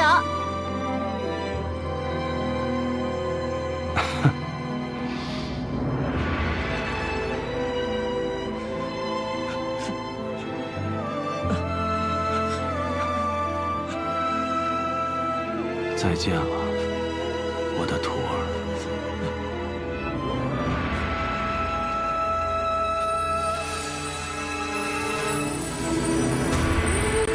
师父，师父，师父，师父，师父。师父，师父，师父！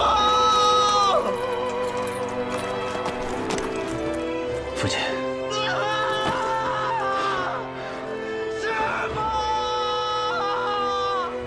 师父！东君他，放心吧，今日以后他就懂得什么叫真正的江湖。恣意飞扬的八公子不是真正的江湖，剑灵的剑客风流也不是真正的江湖。师父，师父！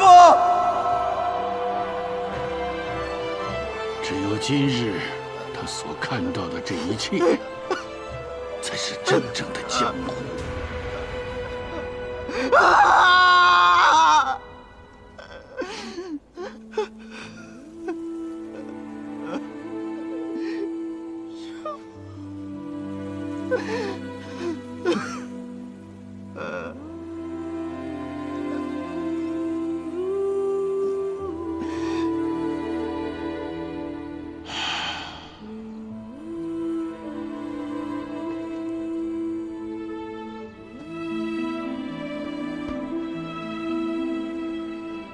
回去疗伤吧，我们在家等他回来。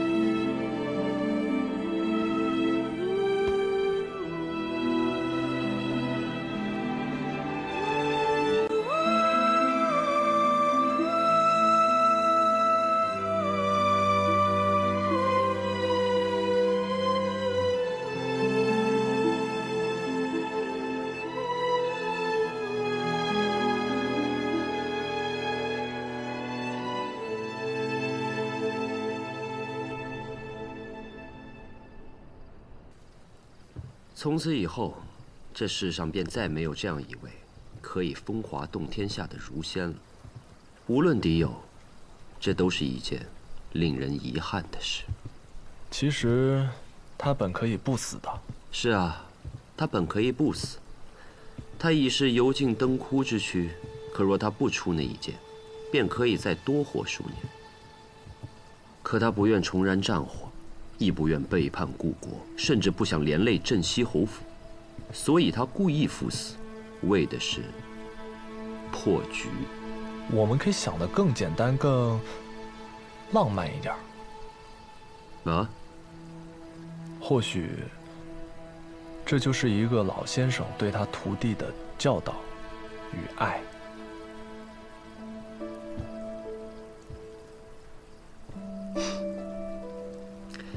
你虽然经常说一些废话，可是刚刚那句说得很好。哎，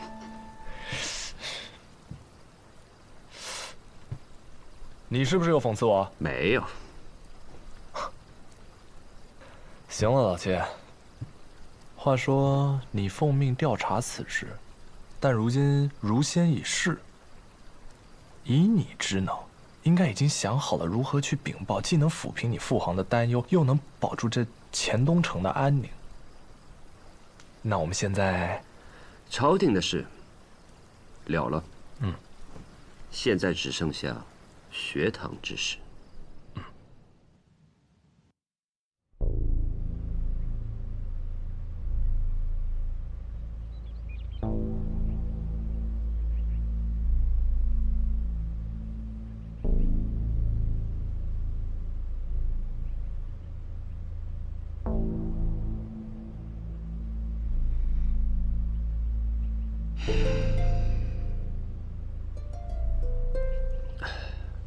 不知道侯爷可考虑清楚了？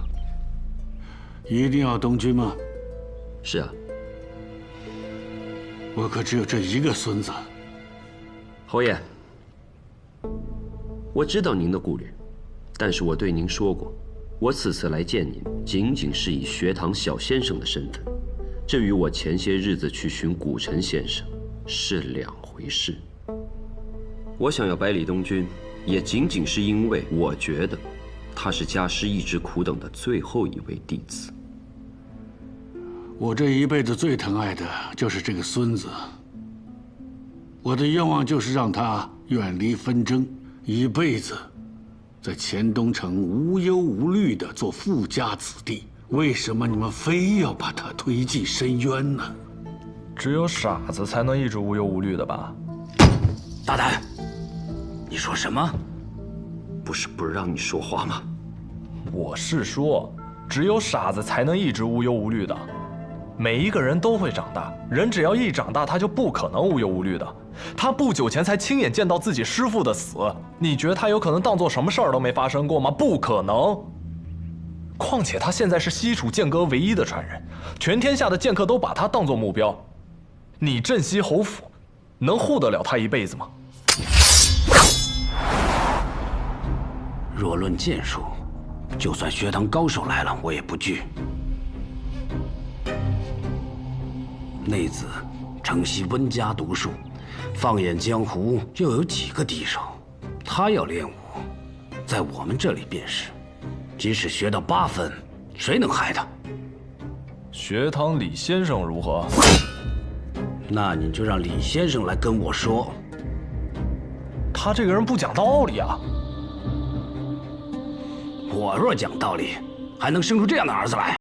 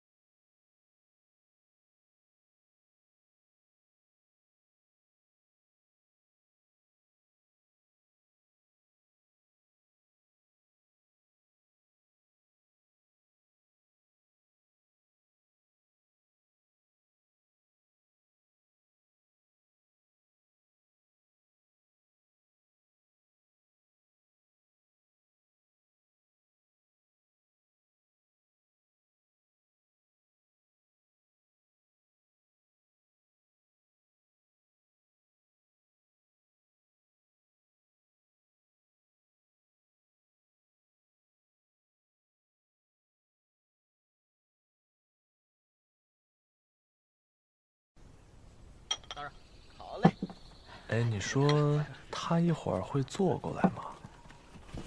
小二，哎，自然。来来来，喝茶。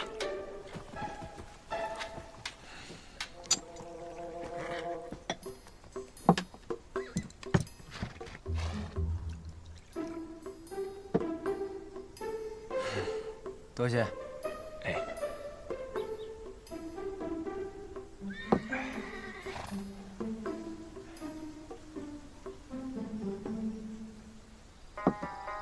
这一路，你也没有看我一眼，也不同我说话，为什么？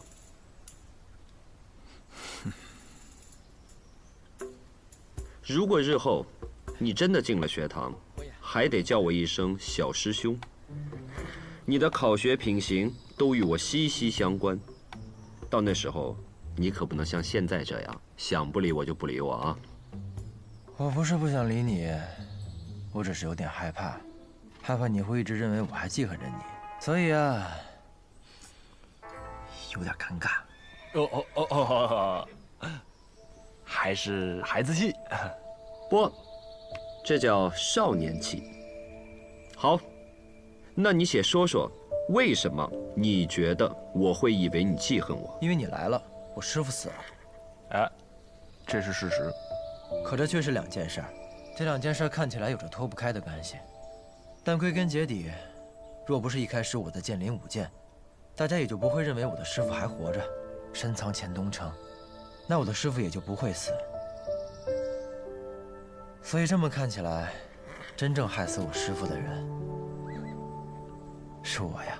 哎，你千万不能这么想，你要这么想就把自己给绕进去了。唉，放心吧，若我真是一直这么想，也就不可能走出乾东城了。我真正的杀师仇人，是那两个不明身份的无法、无天。对于这一点，我非常的清楚，所以还请雷兄，还有小先生，不必多虑。你看看，你看看，明事理，不愧是以后要做我小师弟的人。你的话还没有说完。不错。尽管我想了很久，并且想了很多道理来说服自己，可我的心中仍有一股怨气。若不是你来，或许我的爷爷加上我的舅舅就能护住我的师父了。所以，我心里仍然很想打你一顿。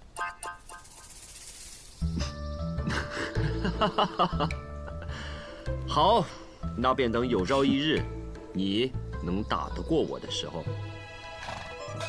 好，一言为定。一言为定，一言为定。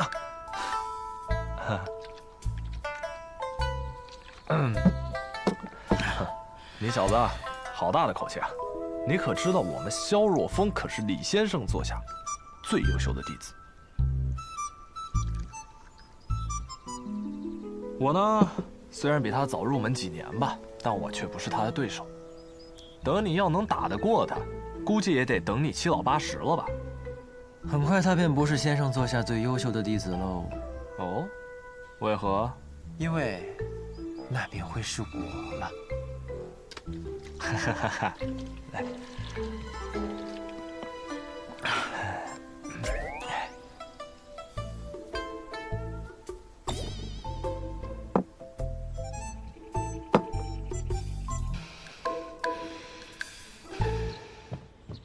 公子，公子，说，学堂的文书到了，是让你担任这次学堂大考的初试考官。来人还特地强调了，这是知会，不是商量。师父明知道我并不喜欢抛头露面，却非要让我做什么初试考官，还真是老顽童啊！这就叫能人之所不能，不能人之所能。简单来说呢，就是为了捉弄我们，为难我们，以此为乐呗。哎，你说这百里东君入了学堂之后，发现他未来的师兄，他早就认识了，会不会很失望啊？公子，你说就算是小先生选出来的人，也得要通过学堂大考才是。可为什么听公子所言，好像这人就一定会是百里东君？这是个好问题。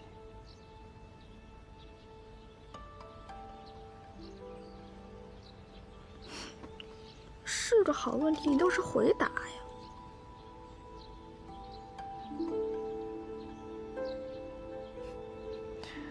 看来，这出试的题目，我要好好想想了。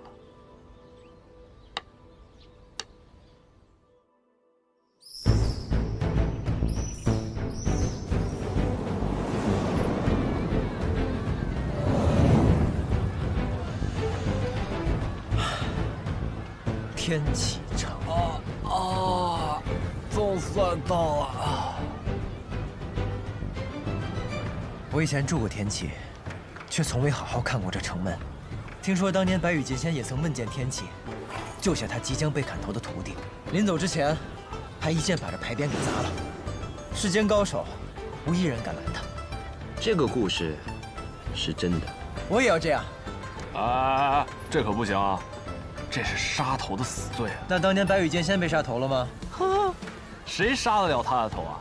他呀，可是剑仙啊！那就等我以后也成了什么仙，再一剑把这牌匾给劈了。我以你们二位先行到这儿，二师兄送东君回学堂，我先进宫了。驾！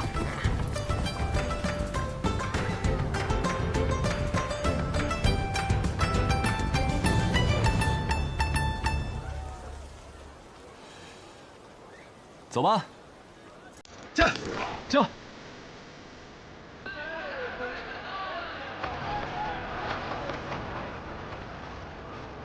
天启城啊，路还是那么宽，比乾东城大太多了，真适合畅游一番啊！是啊，遥想当年，我与顾剑门也曾在这天启城中并肩游赏，如今你却被顾家使作事，牵绊于西南岛。既然你有意探寻此间风物，我便先行返回学堂啊。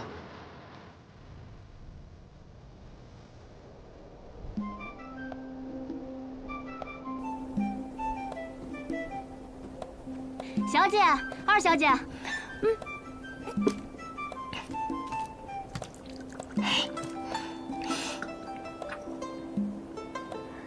姐姐，鲜切的山牛、羔羊肉，还有薄如蝉翼的鱼片，男爵财产的凤菇，我先吃什么好呢？先吃什么好呢？我就知道阿姐对我最好啦。是当二小姐心心念念着，小姐一大早就暖好了锅，炖好了肉。那当然了，她可是我阿姐。不着急啊，好吃的可多了。姐姐这次去了好多好玩的地方，带回来好多新鲜玩意儿。江南的3米花糕，朔风的9曲花肠，你想吃什么都有。姐姐，我都想吃。哎，你们这次去柴桑有遇到什么好玩的事吗？据说那里繁华至极，还盛产美酒。阿姐，你有带回来吗？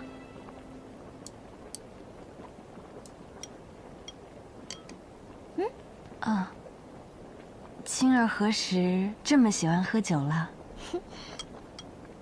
这次去行程匆忙，倒是忘了带。哎呀，无妨，下次再去嘛。小姐，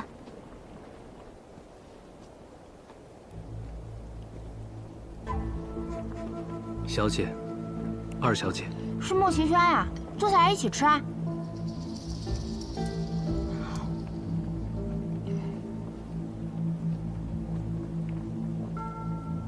出去说吧。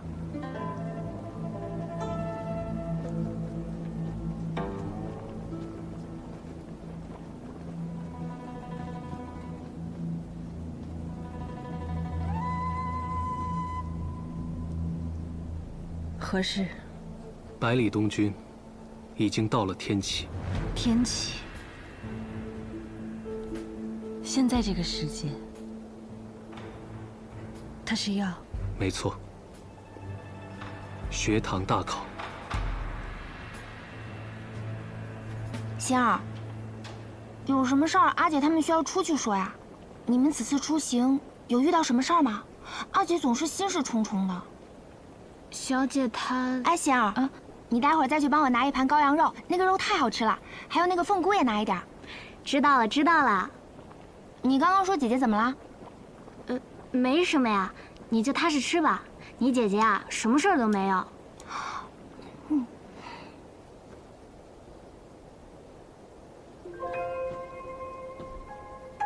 小姐，不能再犹豫了。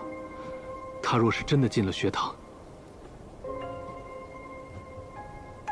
他若是真的进了学堂，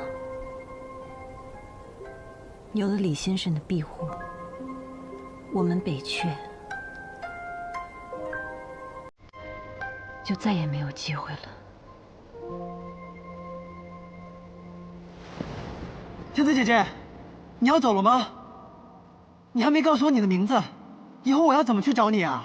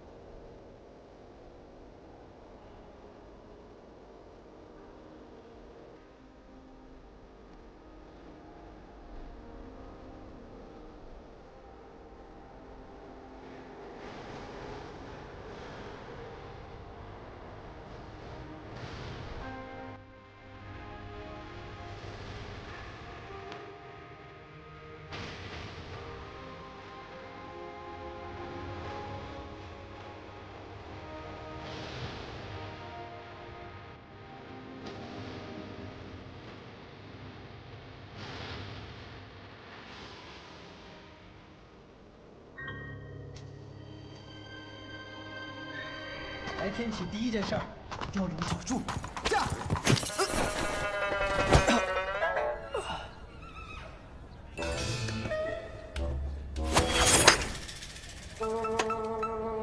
谁呀？竟敢在背后偷袭本小爷！雕龙小柱的秋露白，你刚刚说想喝，现在还想喝吗？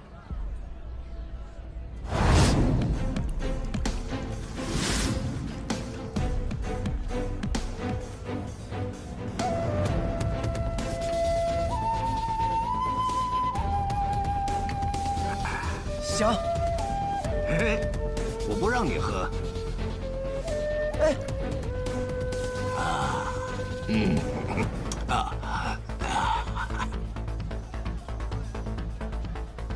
这人。嘿嘿嘿嘿。天启城，你才走了一小半，还有一大半，今日就到这里了。接下来的路，等你能从这院子里面走出去之后再说。你谁呀你？哟，胆子很大，气势很足嘛，就是没有配得上的能力。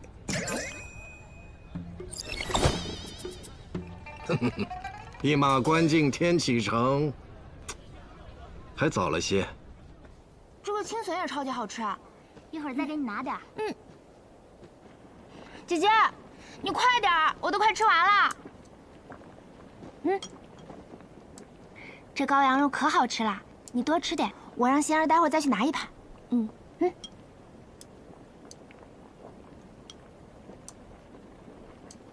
星儿，怎么了？我呢，要去一趟北离的天启城，你在天外天替我遮掩。瞒过吴相使。什么呀，阿姐！你刚刚回来又要走，我就知道莫奇轩来准没好事儿。我以后看他一次打他一次。青儿，乖。我不听了，我今天是聋子，什么都听不见，我只吃东西。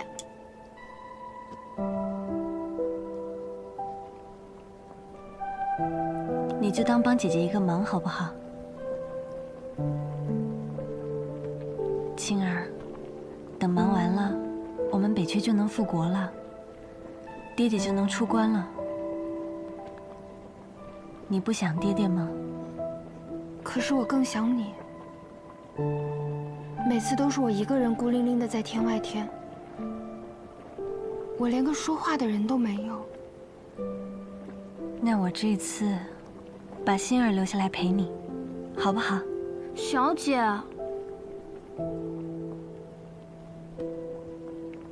青儿，去吧，早些回来便是。阿姐，你答应我，你一定要早些回来，不要让青儿等你那么长时间。嗯，好，我答应你。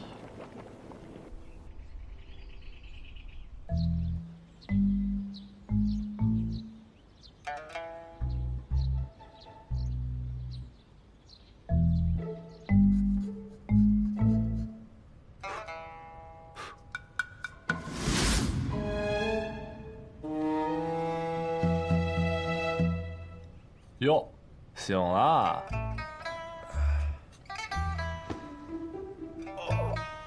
哎，悠着点，这下可让你睡了一整个白天呢。你怎么在这儿啊？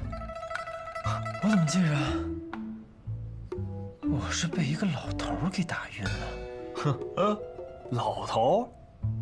哎，你还真别说，你这说话的语气跟我们师兄弟几个还真有点像。难怪老七看上你了。你在说些什么有的没的？这是在哪儿啊？打晕我的老头是谁啊？这里是稷下学堂，能打晕你的人自然是学堂的李先生。啊，不对，如果运气好的话，他也会是你的师傅。那就是大名鼎鼎的学堂李先生。啊。堂堂天下第一，怎么还偷袭呢？师傅他老人家就爱开玩笑。行了，今天也是你第一天到学堂，带你逛逛去，走。哎，去见那老头不，老先生吗？哎，放轻松，叫老头我喜欢。不过话说回来，这老头并不是你想见就能见到的。别说是你了，如果这老头吧不想见我们，我们几个师兄弟去求他都没有用。但如果他想见我们，就是我们跑到男爵去，他也能轻松的找到我们。哎，算了，我说不明白，走，快点吧，别磨叽了。嘿，谁磨叽啊？等等我。哎，你看现在天色已晚，不如我们去用个膳，丢了小猪怎么样？我请客。不怎么样。雷师兄。哎，对了，你听好了啊，这几天不准踏出学堂半步，给我老老实实在这待着。为什么？不用问那么多，我这也是为你好。以你的身份，多少人盯着呢？再说了，你现在也不是学堂的弟子，你安分点吧。啊？我还不是学堂弟子，可你们不都告诉我我是李先生的关门弟子吗？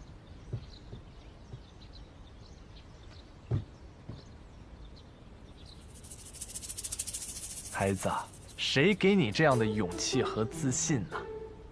你不过是老七找的一个备选罢了啊！雷师兄，雷师兄，哎，对了，就在昨日，天启城最大的赌坊千金台开了一个新的盘子，就赌这次学堂大考谁会是那个老头啊？不对，谁会是学堂李先生的关门弟子？虽然吧，你的名字呢还没有被世人所熟知，大家都以小先生所选代替，但是赔率出来了，1比1。1比1。哎，不错，看来我在大家心里还挺受欢迎的嘛。哼，那你知道为什么吗？我当然知道了，我又不傻。这肯定是小先生的功劳啊。这是一点，还有一点。什么？那是因为他们没有亲眼见过你。这千金台的涂大爷吧，虽然刚继承家业不久，年纪也不是特别大，但他的眼睛是雪亮的。但凡他看过你一眼，这个赔率肯定得改。你什么意思？自己品。雷师兄，哎，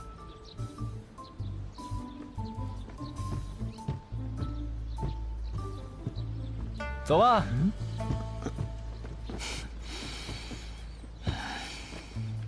这就是小先生和雷师兄带回来的那个。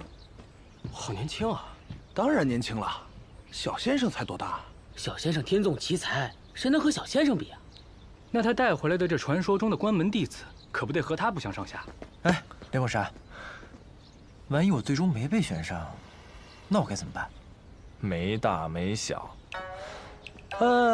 若是师傅没有选上你的话，不用灰心，内院还有其他12位师范，他们也收徒的呀。万一他们哪天看上你了呢？应该不太可能啊。但是你也不用那么灰心，你想想啊，再不济咱们上外院去啊，外院大，好进。它呢，等于是天启城中那些贵胄公子哥们混个名声的好地方。像你镇西侯府的小公子，若是说你想去外院，别说什么时候了，明天你就成了外院的座上宾。但如果你也不想混名声，也不想混时间的话，你就等个机会，来年再考呗。但如果你来年再考的话，你就做不了李先生的关门弟子了。所以说我这么气势汹汹地杀到这里，很有可能再垂头丧气地滚回黔东城。没错。为什么我来之前没人告诉我？我们没说吗？不对，你这事儿不能怪我。你在来天启城的路上，你就已经展现出一副天启城是我要施展拳脚的地方，我已经准备好粉墨登场，而我跟萧若风只能起立鼓掌。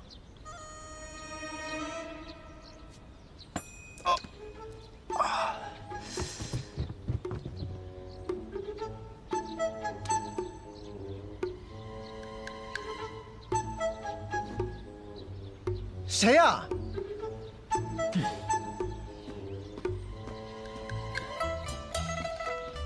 这都躲不过，上外院去吧。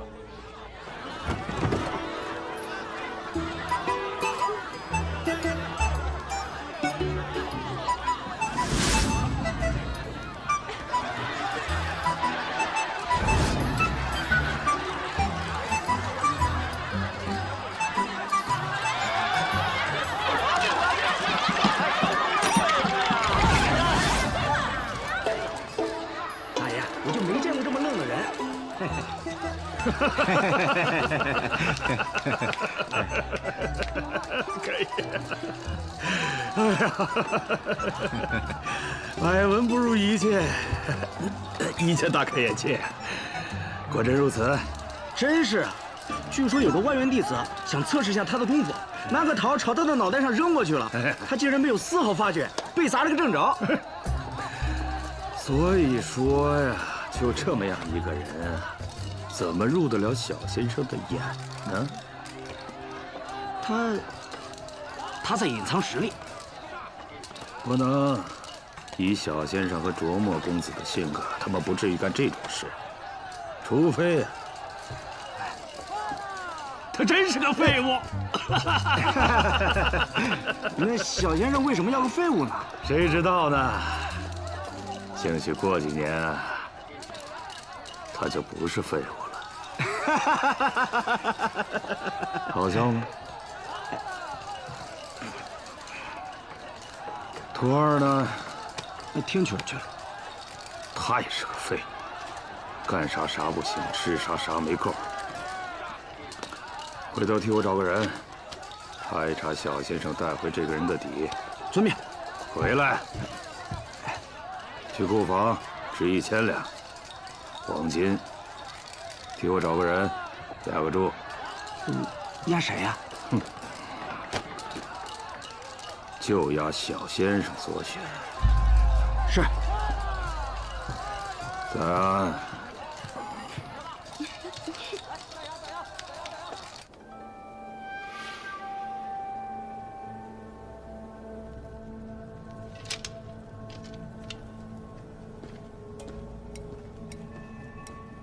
尊师，如您所料，小姐独自前往天启。小姐行事优柔，似乎对复国之事也有所动摇，而且仅凭她一个人，怕是难将百里东军带回。你和齐宣一道悄悄暗中前往，必要之时，别好推波助澜一番。是。无法无天还没消息吗？无法无天二位尊使被如仙废了1半功力，断了经脉，先行遁走，自此便没了踪迹。我们的人后来去找，也没找到。也罢，此次我让仵作随2人同往，他已先行一步，必要之时，他会出手相助。我们离家的时间太久了，久到许多人都忘记了家乡的味道是什么。只有教主出关，大家同心协力，我们才能再回去。雨季定赴汤蹈火，万死不辞。你说什么？你是我最信任的人，你竟然把小姐的行踪告诉吴相使！形势所迫，不得不为。我去你的形势所迫，不得不为！齐轩，别忘了我们要回家。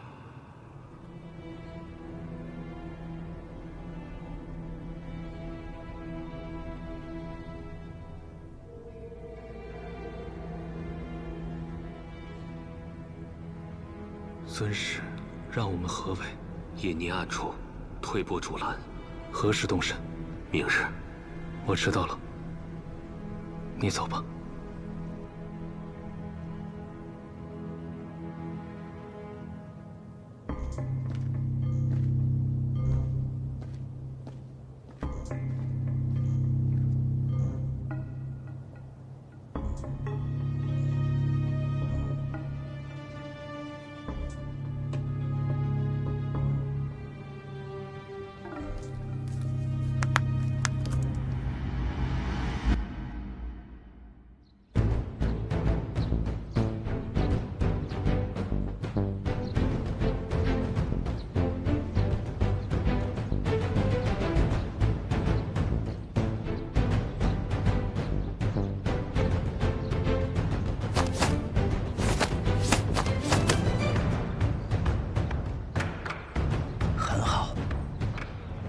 这完全没什么作用啊！不是，你真用不出半点内力啊！你怎么到现在还以为我是装的呢？我都说了，我不会，真的不会。不可能啊！你没有那内力，你怎么用得出西蜀剑歌的呀？我知道了。定是你的师傅用了什么法子，把你的内力全部给封住了。这样吧，我呢先教你一套吐纳的内心功法，看看能不能把你的内力引出来。不用谢我，看来我得收拾收拾回乾东城了。如仙的徒弟，竟是这么容易放弃之人吗？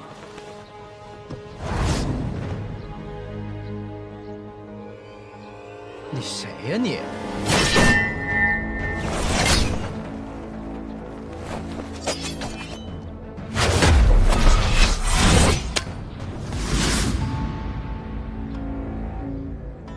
说了你也不懂，干嘛告诉你？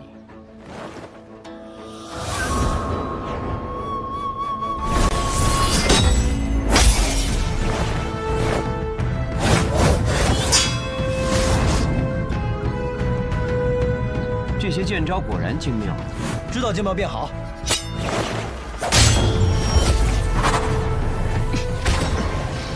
不过空有剑招，没有内力，不堪一击。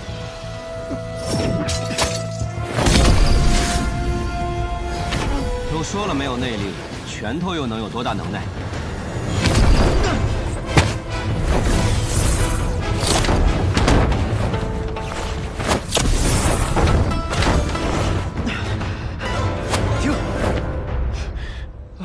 不打了，你也别考验我了，我武功真就这样，没什么藏私。考验？你以为我是谁啊？你你难道不是学堂里那些外院弟子之一？雷梦莎说的没错呀，天启城藏龙卧虎，我这一趟算是白来了，回去又要被世子爷给嘲笑死。此前听闻了不少你的事情，还颇有些神往，这才过了几天啊，竟变得如此垂头丧气。你若是敢羞辱我，你小心我……我可叫人了我。你身怀绝世剑招，却因为被一些凡夫俗子打击了一下，就失去信心了。你不是学堂之人，你知道你师父为何以药酒培养你，硬生生给你修了满身内力，你却一丁点都用不出来吗？你究竟是什么人？怎么会知道这些？我知道的还远不止这些，我还知道很多你不知道的事情。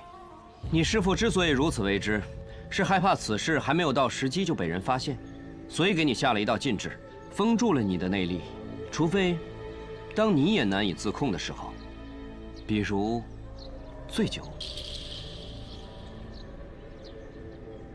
你是我师父的朋友，可你声音听起来很年轻啊。年轻不代表弱。学堂李先生西楚剑如2仙成名的时候，也不过是年轻人。我和如仙不算朋友，但是有过一段机缘，我欠他一个人情，所以现在是时候该还他这个人情了。你能帮我解开禁制？贸然解开禁制，被封多年的内力会瞬间涌遍全身，你不死也是个残废。再说了，我才不会用这么粗暴的办法。我的办法是唯一，也是最好的办法。什么办法？让你的内力一点一点的、慢慢的融入你的身体。怎么做？学习内功。呸！说到底，你还不是跟雷梦莎一个套路。去，就剩几天的时间了。若是内力几天就能练成的话，那岂不天下全是绝世高手了？真当我是傻子呀？可你和他们不一样。我说的内功和雷梦莎的也不一样。今晚我再来。今晚我没空。弱者没有说不的资格。你。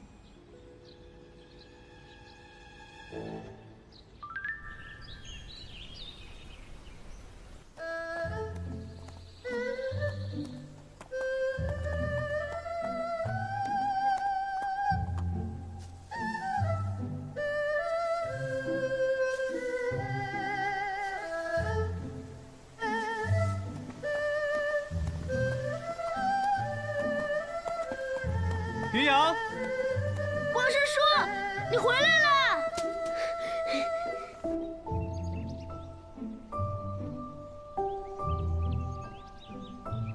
吃完这个，还剩一个。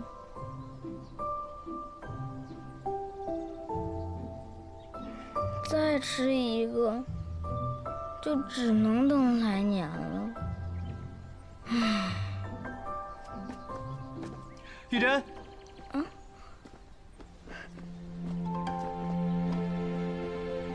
师兄，小师叔，玉珍，桃子还没吃完呀？对呀，但只剩最后2个了。师兄，你说为什么只有夏天和秋天才长桃子？怎么不1年4季都有桃子吃呢？冬日万物沉眠，才有春日百花盛开，夏秋得成正果呀。世间万物本就有法可依，顺其自然就好了。可我日日都想吃桃子，万物有法，那我就变其法，让它另有所依。师兄，山下好玩吗？还成吗？有美酒，有佳人，让我耽误些日子。我也想下山去玩。看，师兄给你带了什么礼物？剑。这不是普通的剑，这可是当年昆仑剑仙所留下的玄阳剑剑胚所铸，人间至暖之剑。你把这柄剑埋在地下，能让整个院子四季如春。你啊，再把离火诀练得好一些，到时候冬日里想吃桃子也不是什么难事了。啊，这柄剑如今叫什么？火神。真难听。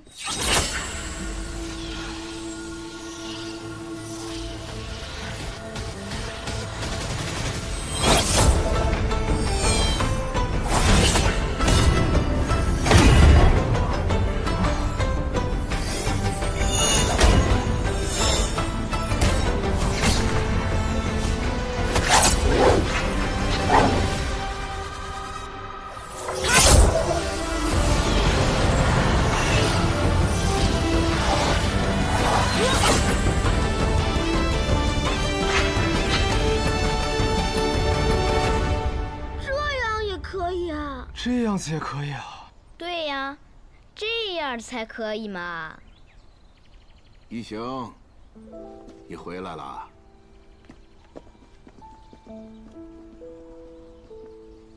山主，你们先聊着，那我就走了。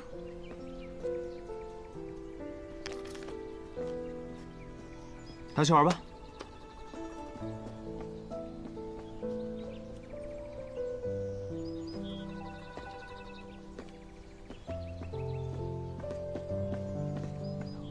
师傅，小师弟他又提了下山的事。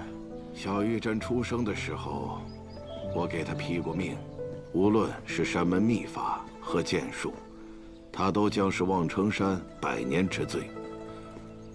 不过有得也有失，他此生终将待在望城山。倘若下山，天难将至。他不认命，他总认为人命可以扭转天命。真的就没有别的办法吗？不见天地，又怎能见自己？要是有，你让我这个师傅来想，你不要多管。行吧，您老人家就爱什么事情都往自己身上揽。哎，没什么事的话，我就先回去了。一路上也没洗个澡，身上痒死了。回来。你是不是路上遇见一个人，叫百里东君？哦，您不说我还忘了，西楚剑歌的传人，大开眼界呀。他去了天启城。去就去呗，年轻人长长见识，不也挺好？巧了，你也要去。为什么？我才刚回来，屁股还没坐热呢。这不，马上学堂大考，你一定要去。师傅这是要我改拜师门，拜入学堂？我一心只想留在望城山，学堂什么的。哎，今年李先生还收徒弟吗？就你也想入学堂？学堂大考只是让我们宗门派一个人过去。什么？为什么又是我？我也想认认真真学习功法，装一装那世外高手。认识认识山下漂亮的妖妹儿。因为只有你认识百里东君，让你去天启，只是让你留意这个人。西楚剑歌的传人，将来定会掀起惊涛骇浪。但这关我什么事嘛？日后你问鼎武林，他一定是你的对手。问鼎武林。师傅，你还真的是看得起我呀！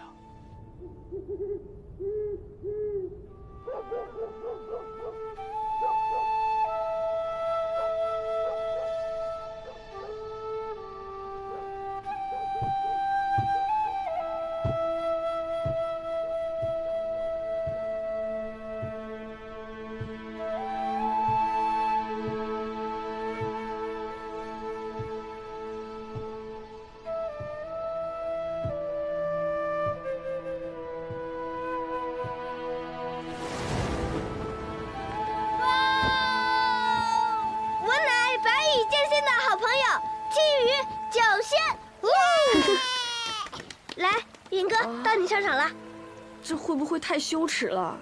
哎呀，来嘛，来嘛！去嘛，云哥，葫芦是耍赖。哇！云哥加油！我哪是白羽剑仙的朋友，青羽九仙。哇！嘿！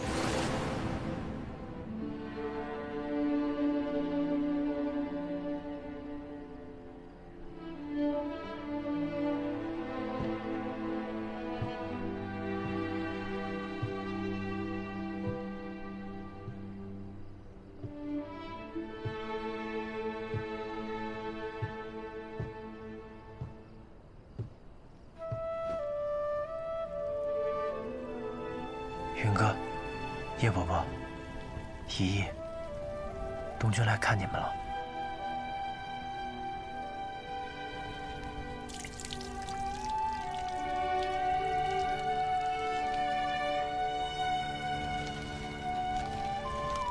云哥，你知道吗？我马上就能完成我们的约定了。现在我酿的酒，全天下没几个人比得过的。等过几日，我就去挑战碉楼小筑的邱露白。等我打败了他，便能成为名扬天下的酒仙。不过现在我决定，我连你的这一份也一起完成了。我不仅要做酒仙，还要做那剑仙。